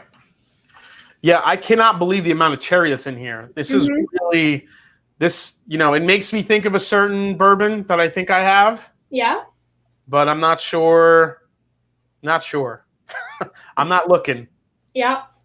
That's all right. But I'm loving that one. I put that as my number one so far. Like in your ranking order? Yeah. Yeah, I would agree. That might be my number one. It's so like candy and rich, and it's got good depth to it. And I think a lot of the time I like nose a whiskey and then I get kind of disappointed on the palate. But this one I felt like I liked the nose and the palate pretty much equally, which I enjoy. So this one brought it for you. Yeah. DC, the Master Drum, now that you've had time to reflect, is 3-chord regular release any good? Not a big Dickel Juice fan, but willing to try it. Yeah, time to reflect. So the 80, what is it, an 81 proofer? I forgot what it is. The 81 proofer, you know what? It's impressive for an 81 proofer. It's got a lot of, spice to it, but you can taste a lot of the Dickel in there. Yeah, I'm probably going to get censored for saying that sentence right there. If you can find the 12-year 3-chord was actually really good. The rye is okay. The rye is a nice MGP rye. But out of all three, I really like the 12-year over all of them. But again, the 81 proof is impressive for an 81 proofer. It's got a lot of spice, a lot of complexity to it that I did not think I would taste in an 81 proofer. But again, it's got the Dickel component to it. So if you don't like Dickel, you're probably not going to like it. And this is like quintessential George Dickel tasting notes, not like the stuff that I found in the Bottled and Bond that was kind of a newer off-profile, more like maple syrupy sweet profile. This is back to like the Flintstone vitamin note. So yeah, depends on what you like. Richie Z, Jason, can you explain the difference in the cherry note? There's actually quite a lot of differences: fresh, candy, medicinal, and syrupy. All right, so that's true. That's actually a good call out. So for the last one for me, this is more of a, I would say, syrupy, like, again, more along the lines of the, like, if you've ever had a cherry pie with the gooey filling in the middle, right? This isn't like fresh cherries. I would say definitely for sure that's more of a syrup. I don't think necessarily all of them were syrupy, but I think most of them are leaning more towards the syrupy side and not like the fresh fruit side. There may have been one in here, but yeah, this is more along the line of that gooey, like, concentrated cherry syrup on that last one. Yeah. Cletus says, Jason, it's awesome your support for other channels like Whiskey Central. Shayla's putting out good content. I appreciate her Scotch reviews. Oh, thanks, man. Absolutely, yeah. I love having new channels on, or newish channels, but Shayla's been putting out Shayla's been putting out really good content. I can appreciate, she has an appreciation for the history of the bottles like I do. So I immediately was, very, drawn to your channel immediately. Yeah. No, I started watching yours and I was just like, basically this is what I'm researching and wanting to do. Like, so yeah, yours is just better than mine, but I wouldn't say that's much better. I spend a lot of stupid time on B-roll and adding porn music apparently, but your B-roll is so good though. You can always add B-roll and porn music to yours if you'd like. There we go. But I think the way you taste, the way you go through the experience of the whiskey, I think, you're very honest and you have good tasting notes. So I think, your channel only has room to grow from here if you keep it up. So thank you. Thrasher, hey guys, joining late, but glad to see both of you collating. We're collating. Just got the Chattanooga 111 Kentucky malty, chocolatey, and goodness. Hell yeah. Thrasher, I don't know if you missed it. Chattanooga is going to be on the channel next week. Right here, Wednesday night on the Mash and Drum. We're going to be talking with Tim Pearson, the co-founder, and hopefully we're going to get Grant McCracken, awesome fucking name, Grant McCracken on the who's the master distiller on the channel as well. I know they were working on it, so we're going to see how that goes. Randy Livingston, what is the profile like on the new BT Kosher release I see behind you? It's it's very typical Buffalo Trace. I don't think it's anything outlandishly different. When I compared the rye recipe, which I liked way more than the wheated recipe. The rye recipe to me, I think, was a little bit more of a step above than the wheat. The wheat recipe just kind of tasted like Weller Special Reserve. Somewhere in between Special Reserve and Antique was kind of where the kosher one was. But the rye recipe I thought was really good, for what it is. Again, is it like Blanton's worthy or anything like that? Again, it's Buffalo Trace. So to me, I don't think it's anything unbelievable. Anything you taste from Buffalo Trace at that type of proof point, it's very sweet, not much of a finish. It's Buffalo Trace,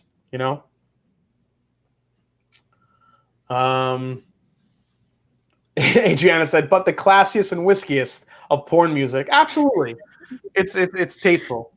Yeah, Jeff, exactly. The kosher wheat is pretty basic. Not much really going on.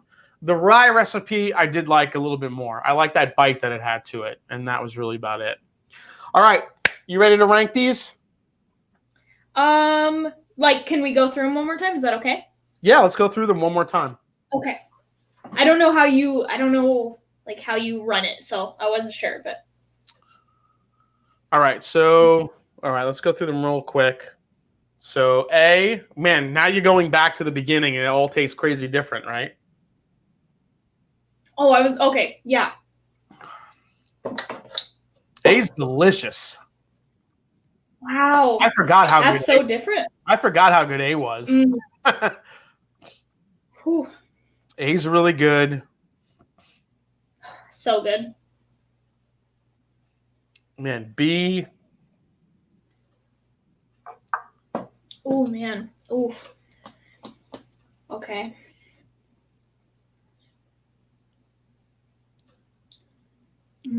Okay.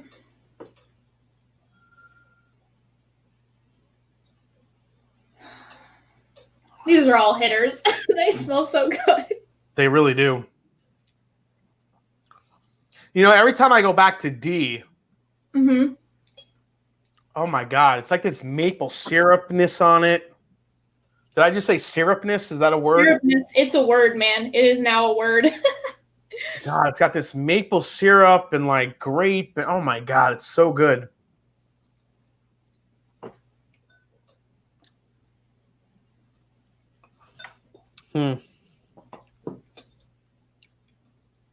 That's a high proof, though. Okay, don't know. Okay, I got to figure out my rank between. I don't know. I think it's between, for me, it's between D and E for first. D and E? Okay, I haven't tasted D again. Hold on. Yeah, you got to go back to D. D is a fucking. Man, C is fucking weird. It's like maple syrup. Like, wait, which one is? C. Yeah, C is the weirdest one. C is the outlier. C is raisins in maple syrup. Yeah, raisins and maple syrup. So what would I say? Maybe just trying to get everything nailed down. It's like I really like C. I just don't know if I would prefer it over the other ones. Yeah, like I like it. There's something I like about it, but compared to all these other hitters, I probably will be ranking it lower. But it's cool and funky and like a fun, different type of whiskey, which I enjoy. It's not just like, this is bourbon. Like, I love bourbon, but it's just kind of fun to have something different like that. I don't know. A is really good. A is super good. So far I have it as my number 2, but I haven't had D again yet, so I got to do that.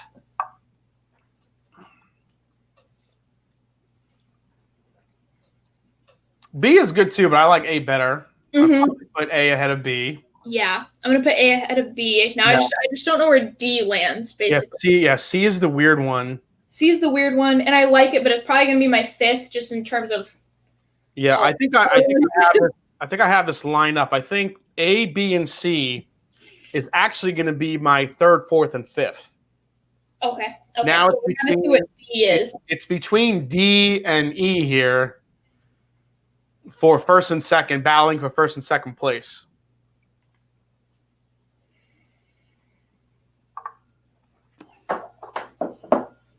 Oh my God, fuck, D is good. I haven't had it again. I'm excited. I just gotta. Anthony Motley says, Jason, thanks for your insight and honesty on your whiskey reviews. Happy Thanksgiving. Oh, appreciate that, Anthony. Yeah.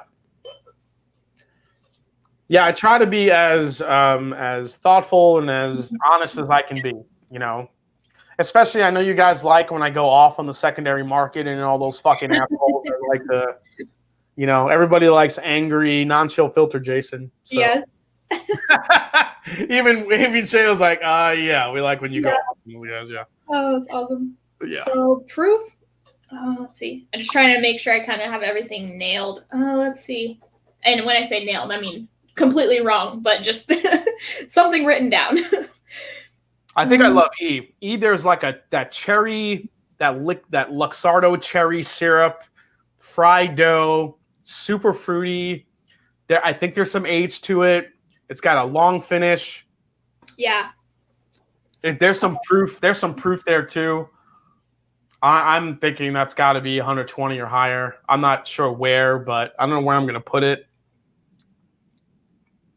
Yeah. Let's see. Holy crap.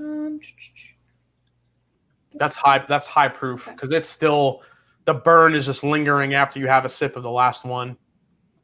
All right, so I think I have my lineup. I'm going to go that one for first, this one second. Okay, let me just double check real quick. I'm going to slide the rest of these over for third, fourth, and fifth.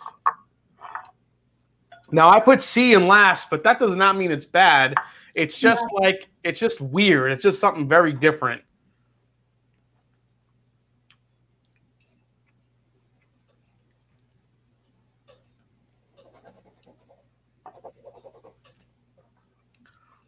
All right, so tomorrow, so I'm making I'm making Thanksgiving tomorrow, so I'm making a small turkey. But my favorite thing I like to make on Thanksgiving is stuffing.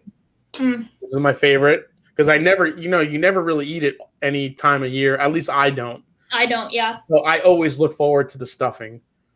And then also I make popovers.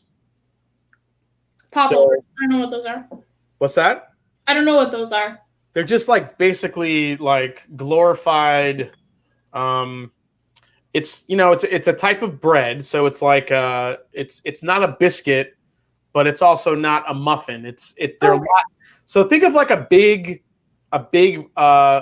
muffin, except it's very airy and bready inside.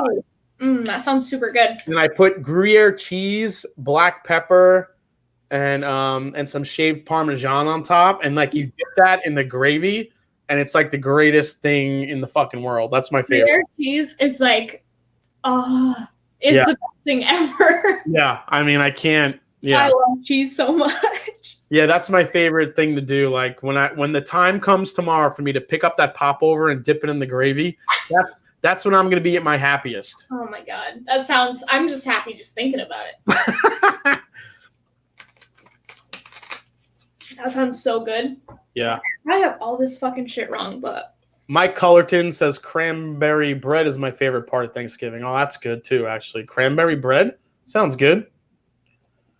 Yeah, it's hard. Let's see. Jason, you inviting us over for Thanksgiving? I would love more than anything to have you guys over for Thanksgiving. I would have to make about 400 popovers because you can eat. I can eat a good amount of those things, but oh yeah. So, how do you do your turkey? Do you fry it? Do you oven old school? So, the last couple times I've had it, it's been Traeger because we've gone up and visited family. Oh, smoked turkey? Yeah, it's hell pretty good. Yeah. I got to do that next good. year, I think. And actually, I think last year we may have not even had a turkey. I think it was just prime rib and maybe some ham.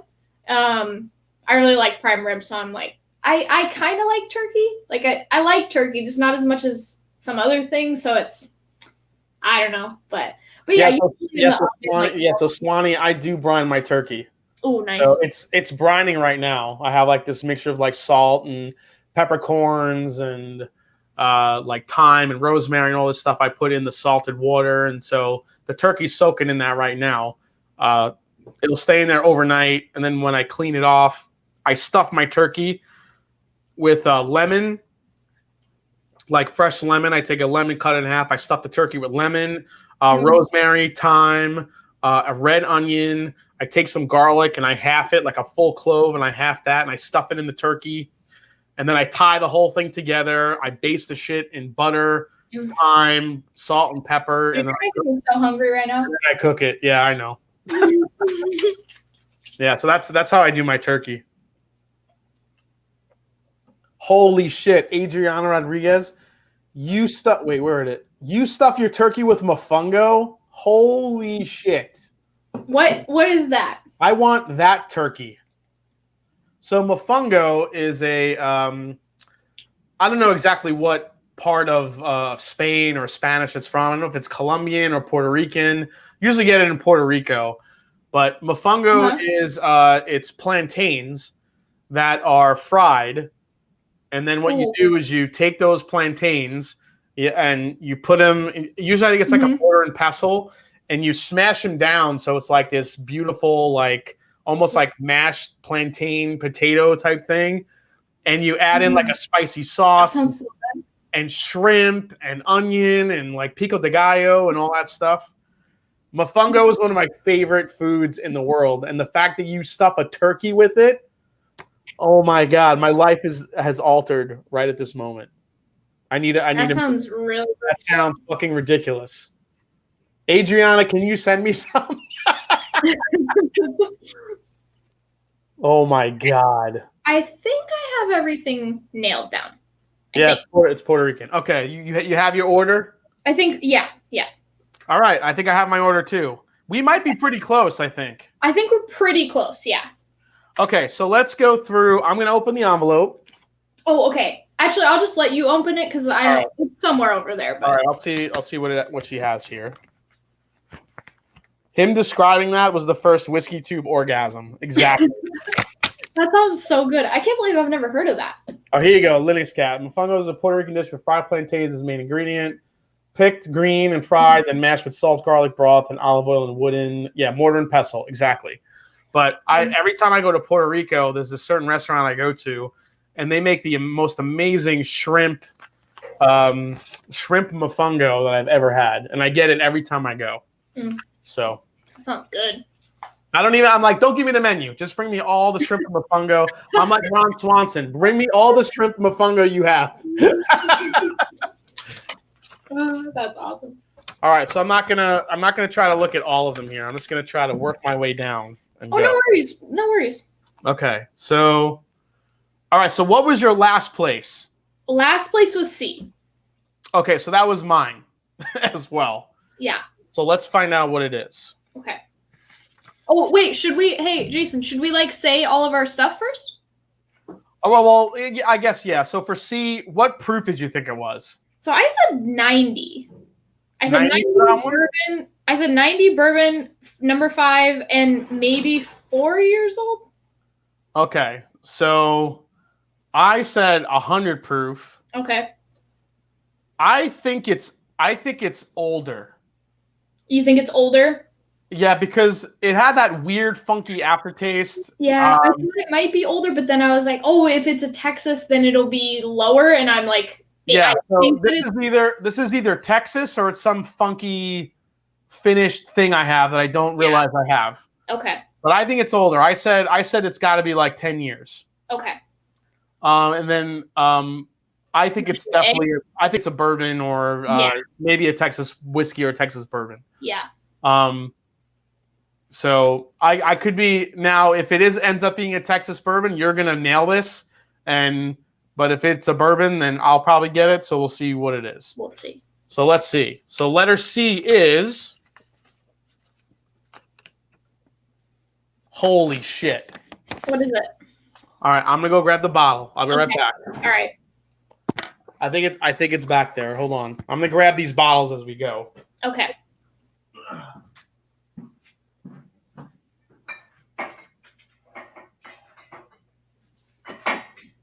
I'm nervous, guys.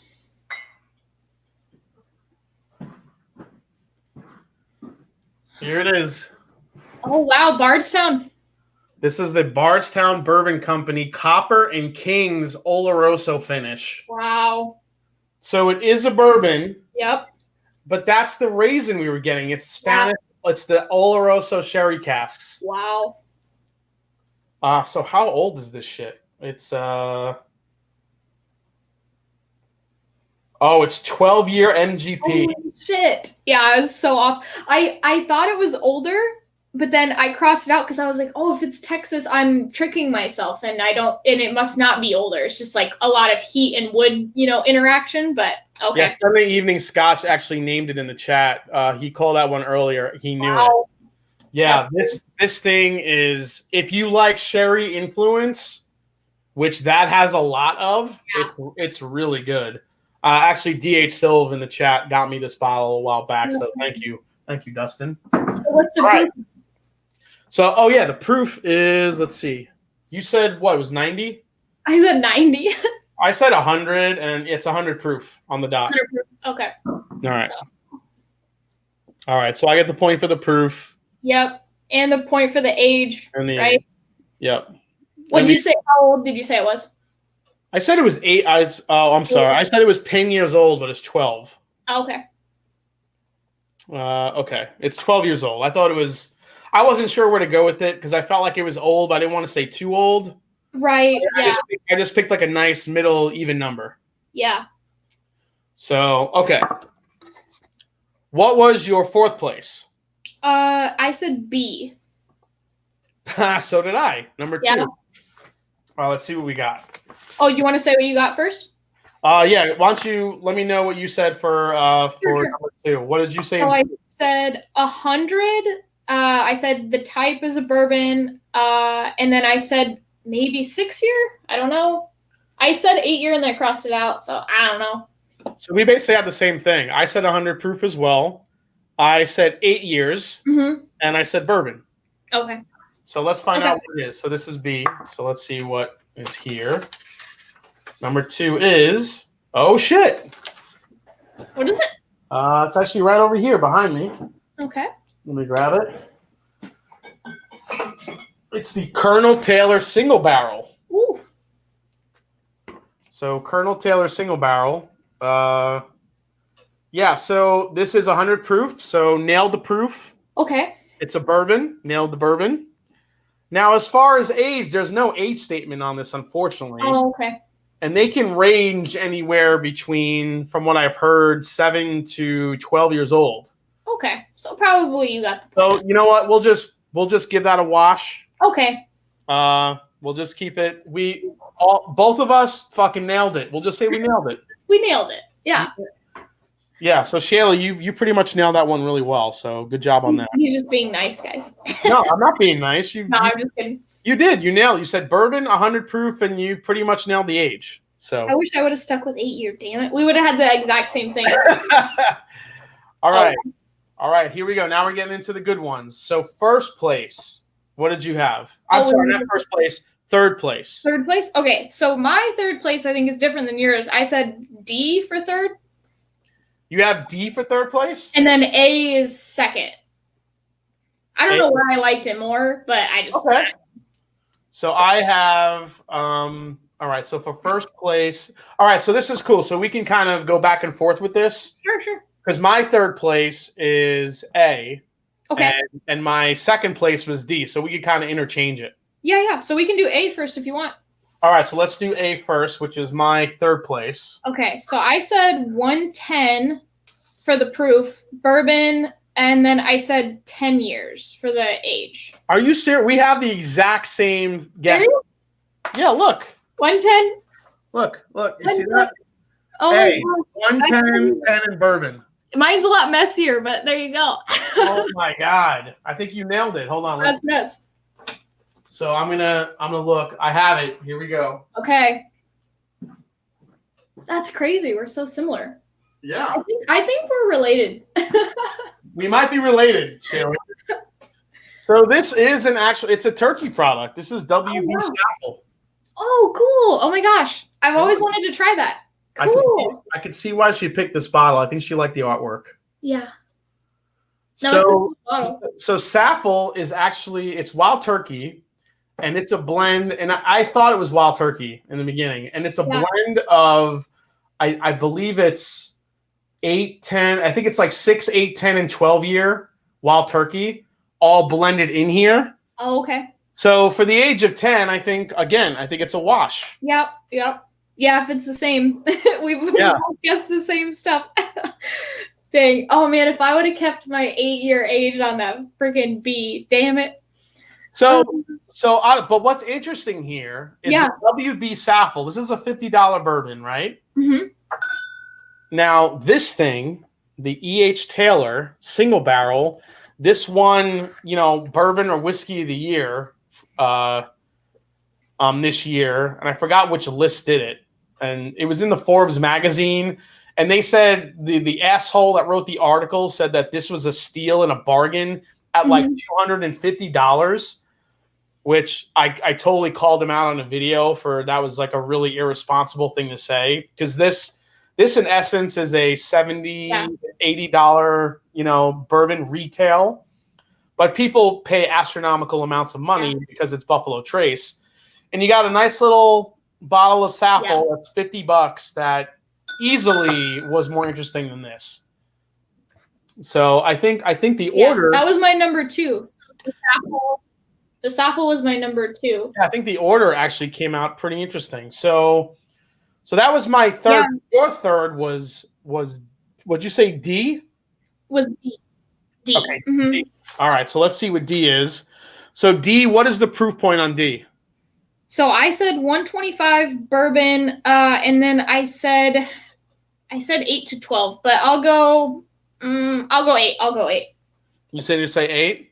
Yeah. All right. So D, I said 125. I said 10 years, and I said bourbon. But I honestly think with that maple syrup, I think it's something finished. Okay. So whether it's one of the ones I have that's like rum, or I was thinking it could be the Blood Oath with the cognac finish, but Blood Oath isn't that high a proof. So I'm curious what this is. So let's see what D is. D is... Oh, shit. Here we go. Let me get it.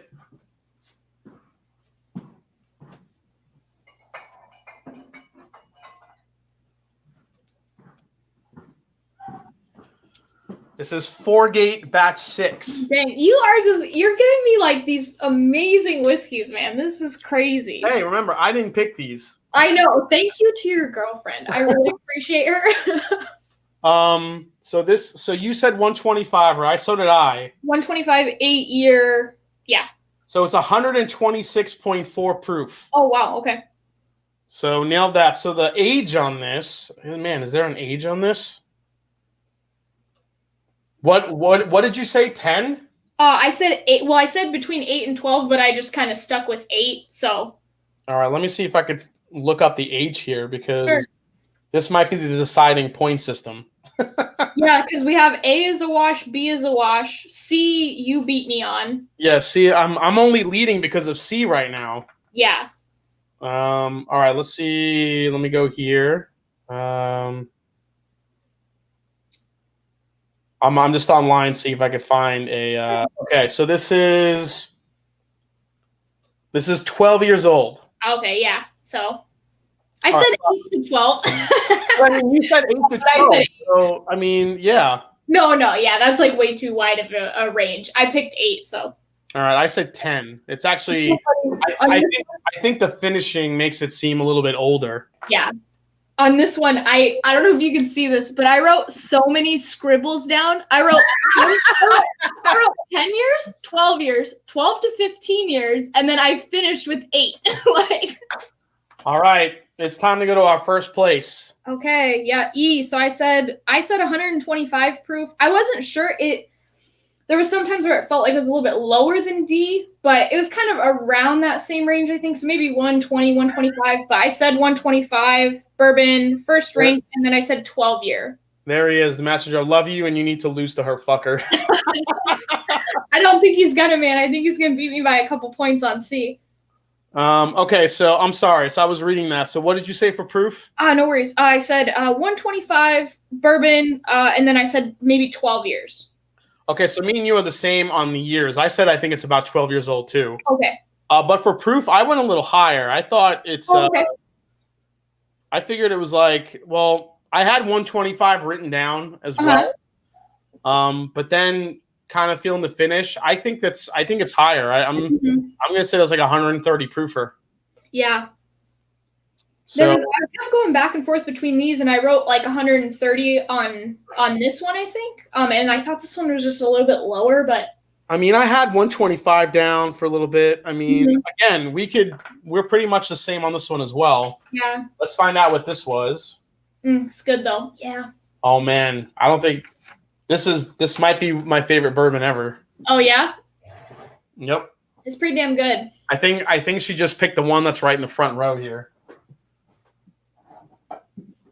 It's William LaRue Weller from Buffalo Oh, shoot. No way. Trace. Oh my God. I cannot believe I'm drinking this right now. That's fucking crazy. Have you ever had William LaRue Weller? I've never had any of these, but I've definitely never had William LaRue Weller. Oh my God, that's so cool. So we both, that's a wash too. I said 130, you said 125. It's 128. Oh my God. Yeah. I mean, pretty much. I'll say, so we both said 12. Yeah, I said 12 year. Yeah, this year's, so this is the 2018, Uh-huh. which I believe was 12 years old in a few months. Okay. So I'm not that shitty at this, is what you're trying to say. So what I'm saying, Shayla, is you're fucking legit. Thanks, man. You're legit. Like you could easily take down. Like if I didn't guess that 10-year, if I didn't guess that C was older than if I went Texas whiskey like you did, yeah, you could have easily won this.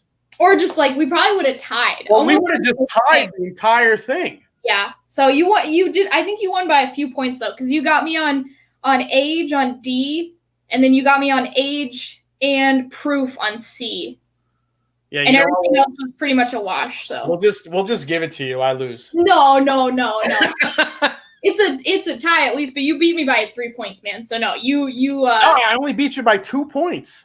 No, because you got age on D, because I said it was 8 year, and then you got so proof 3. Yeah, and age on C. So you beat me by 3. That's a good. I guess a little older. So the things that I've learned, like when you do these blind tastings, is that you kind of, if you're trying to guess like between 8 to 12, if you have that range, just fucking put it in the middle. Just guess 10. Yeah. And that's basically what I did. Generally, you can kind of get in the same ballpark. Yeah. Rather than like picking low or high end. Right. Kind of just go in the middle. Yeah. But that was pretty close. Not too bad for my first one against you. You're not giving yourself enough credit. You're really good. That was very impressive. You were able to picked proof points pretty much spot on. I think the only one you were more off on was the last place one, which C, was right. C, which you thought was a 90, but I think that one just kind of screwed you up across the board because of the it was just so weird. I've never tasted just a funky finish one. Yeah. Actually, this is a good point, Mr. Bill. So actually, Shayla won. She got to try some first ever for bourbon. Yeah. Yeah, I might be a loser in the competition, but I'm a winner. I just got to try William LaRue Weller, guys. Like, what the fuck? So you had William LaRue Weller. You had 4-Gate, which I know you can't get in Mexico. I can't get any of these in Mexico. The Bardstown Sherry, the WB Saffel, which is an extremely delicious blend. Yeah, that was good. From Wild Turkey, and also the E.H. Taylor Single Barrel, which was deemed, whiskey or bourbon of the year in some fucking magazine, but whatever. That's funny because I think that was both of our fourth option, this whiskey of the year. Right? So, beat it out. I mean, you look at the lineup. Okay, William LaRue Weller makes sense that it was number one because it's so fucking good. It's so good. Second place for me was 4-Gate, which is a $200 bourbon. But the Saffel totally took. That wasn't even. I'm like, Single Barrel was good for the E.H. Taylor, but the Saffel was way more interesting to me. Yeah, I really liked it. Yeah.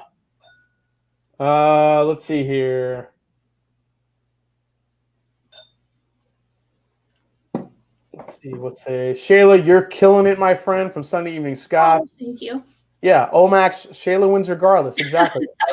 I'll give her the win. No, I'll take a real win from you later, but for now, no, I don't take pity wins.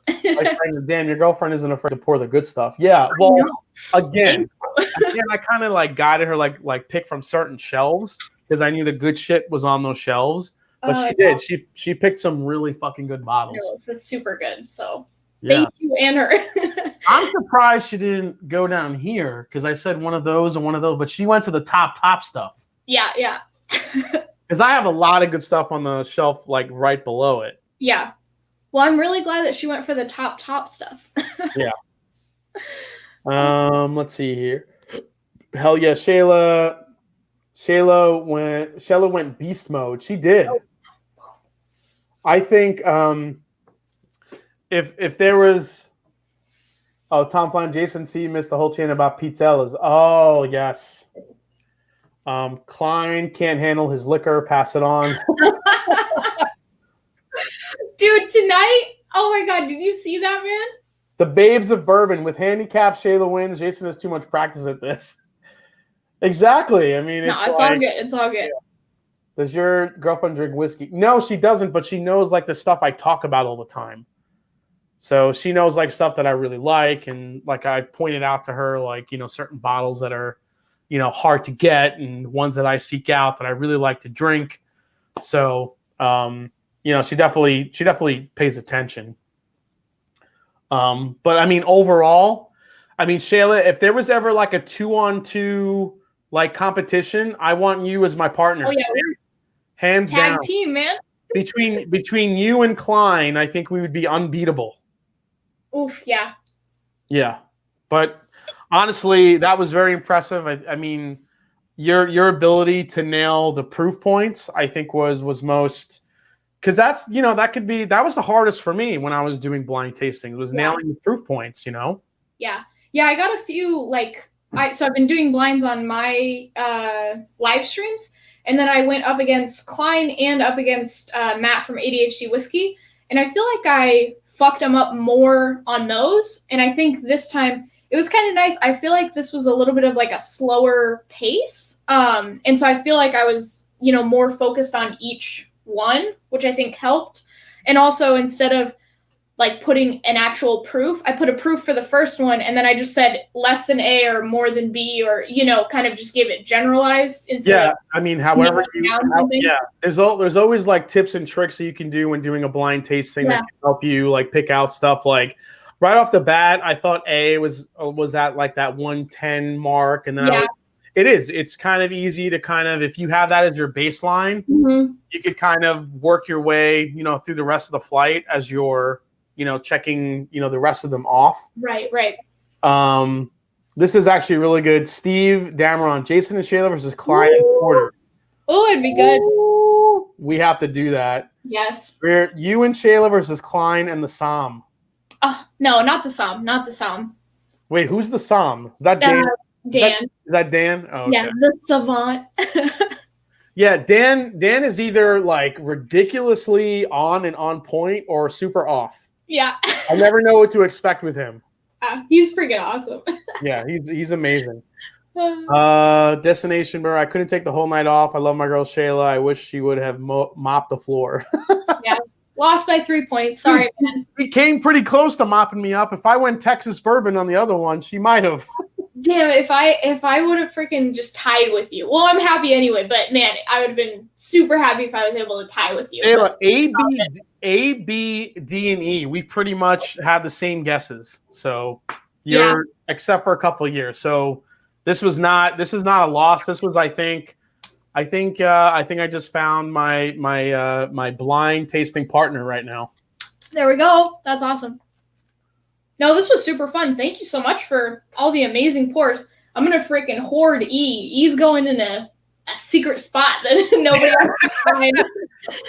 You should drink the rest of that tomorrow for Thanksgiving. Have a nice little William LaRue Weller as a nightcap. Yeah, there we go. I still got most of it left. Yeah. There you go. There we go. So real quick, I want to say thank you to Shayla. Shayla, tell everyone where they can find you. So you can find me on Instagram at whiskey with no E _central.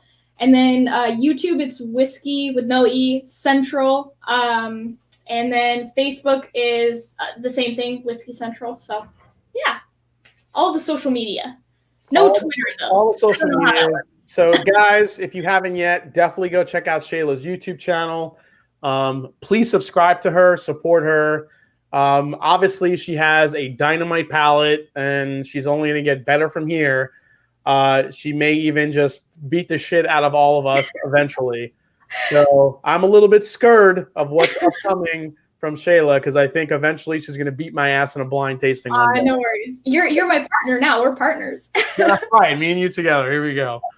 Also, again, next week, Chattanooga Whiskey coming here live on the channel. We're going to be talking all things Chattanooga, everything that's coming from them, experimental, what's on the shelf, their 111, everything that they have coming out. It's going to be a really in-depth interview, so definitely tune in for that. Get your questions ready. And what can I say? I want to say have a wonderful, happy Thanksgiving tomorrow. Stay safe. If you're with your families that love whiskey, you know, this is the time of year you need to share that shit. Don't hoard the Pappy or the William the Ruweller or anything like that. Share it with the family and you know, share that whiskey and enjoy it together. You know, in these times that we are in this year, it's been such a crazy year.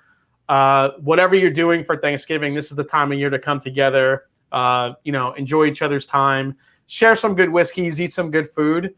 And we'll definitely see you guys next week. As I always say to sign it off, it's not about the whiskey. It's the people you share with. Shayla, thank you for coming on. Thanks for having me. Cheers, everybody. Have a happy Thanksgiving, and I'll see you next week on The Mash and Drum. Take care, everybody. Cheers.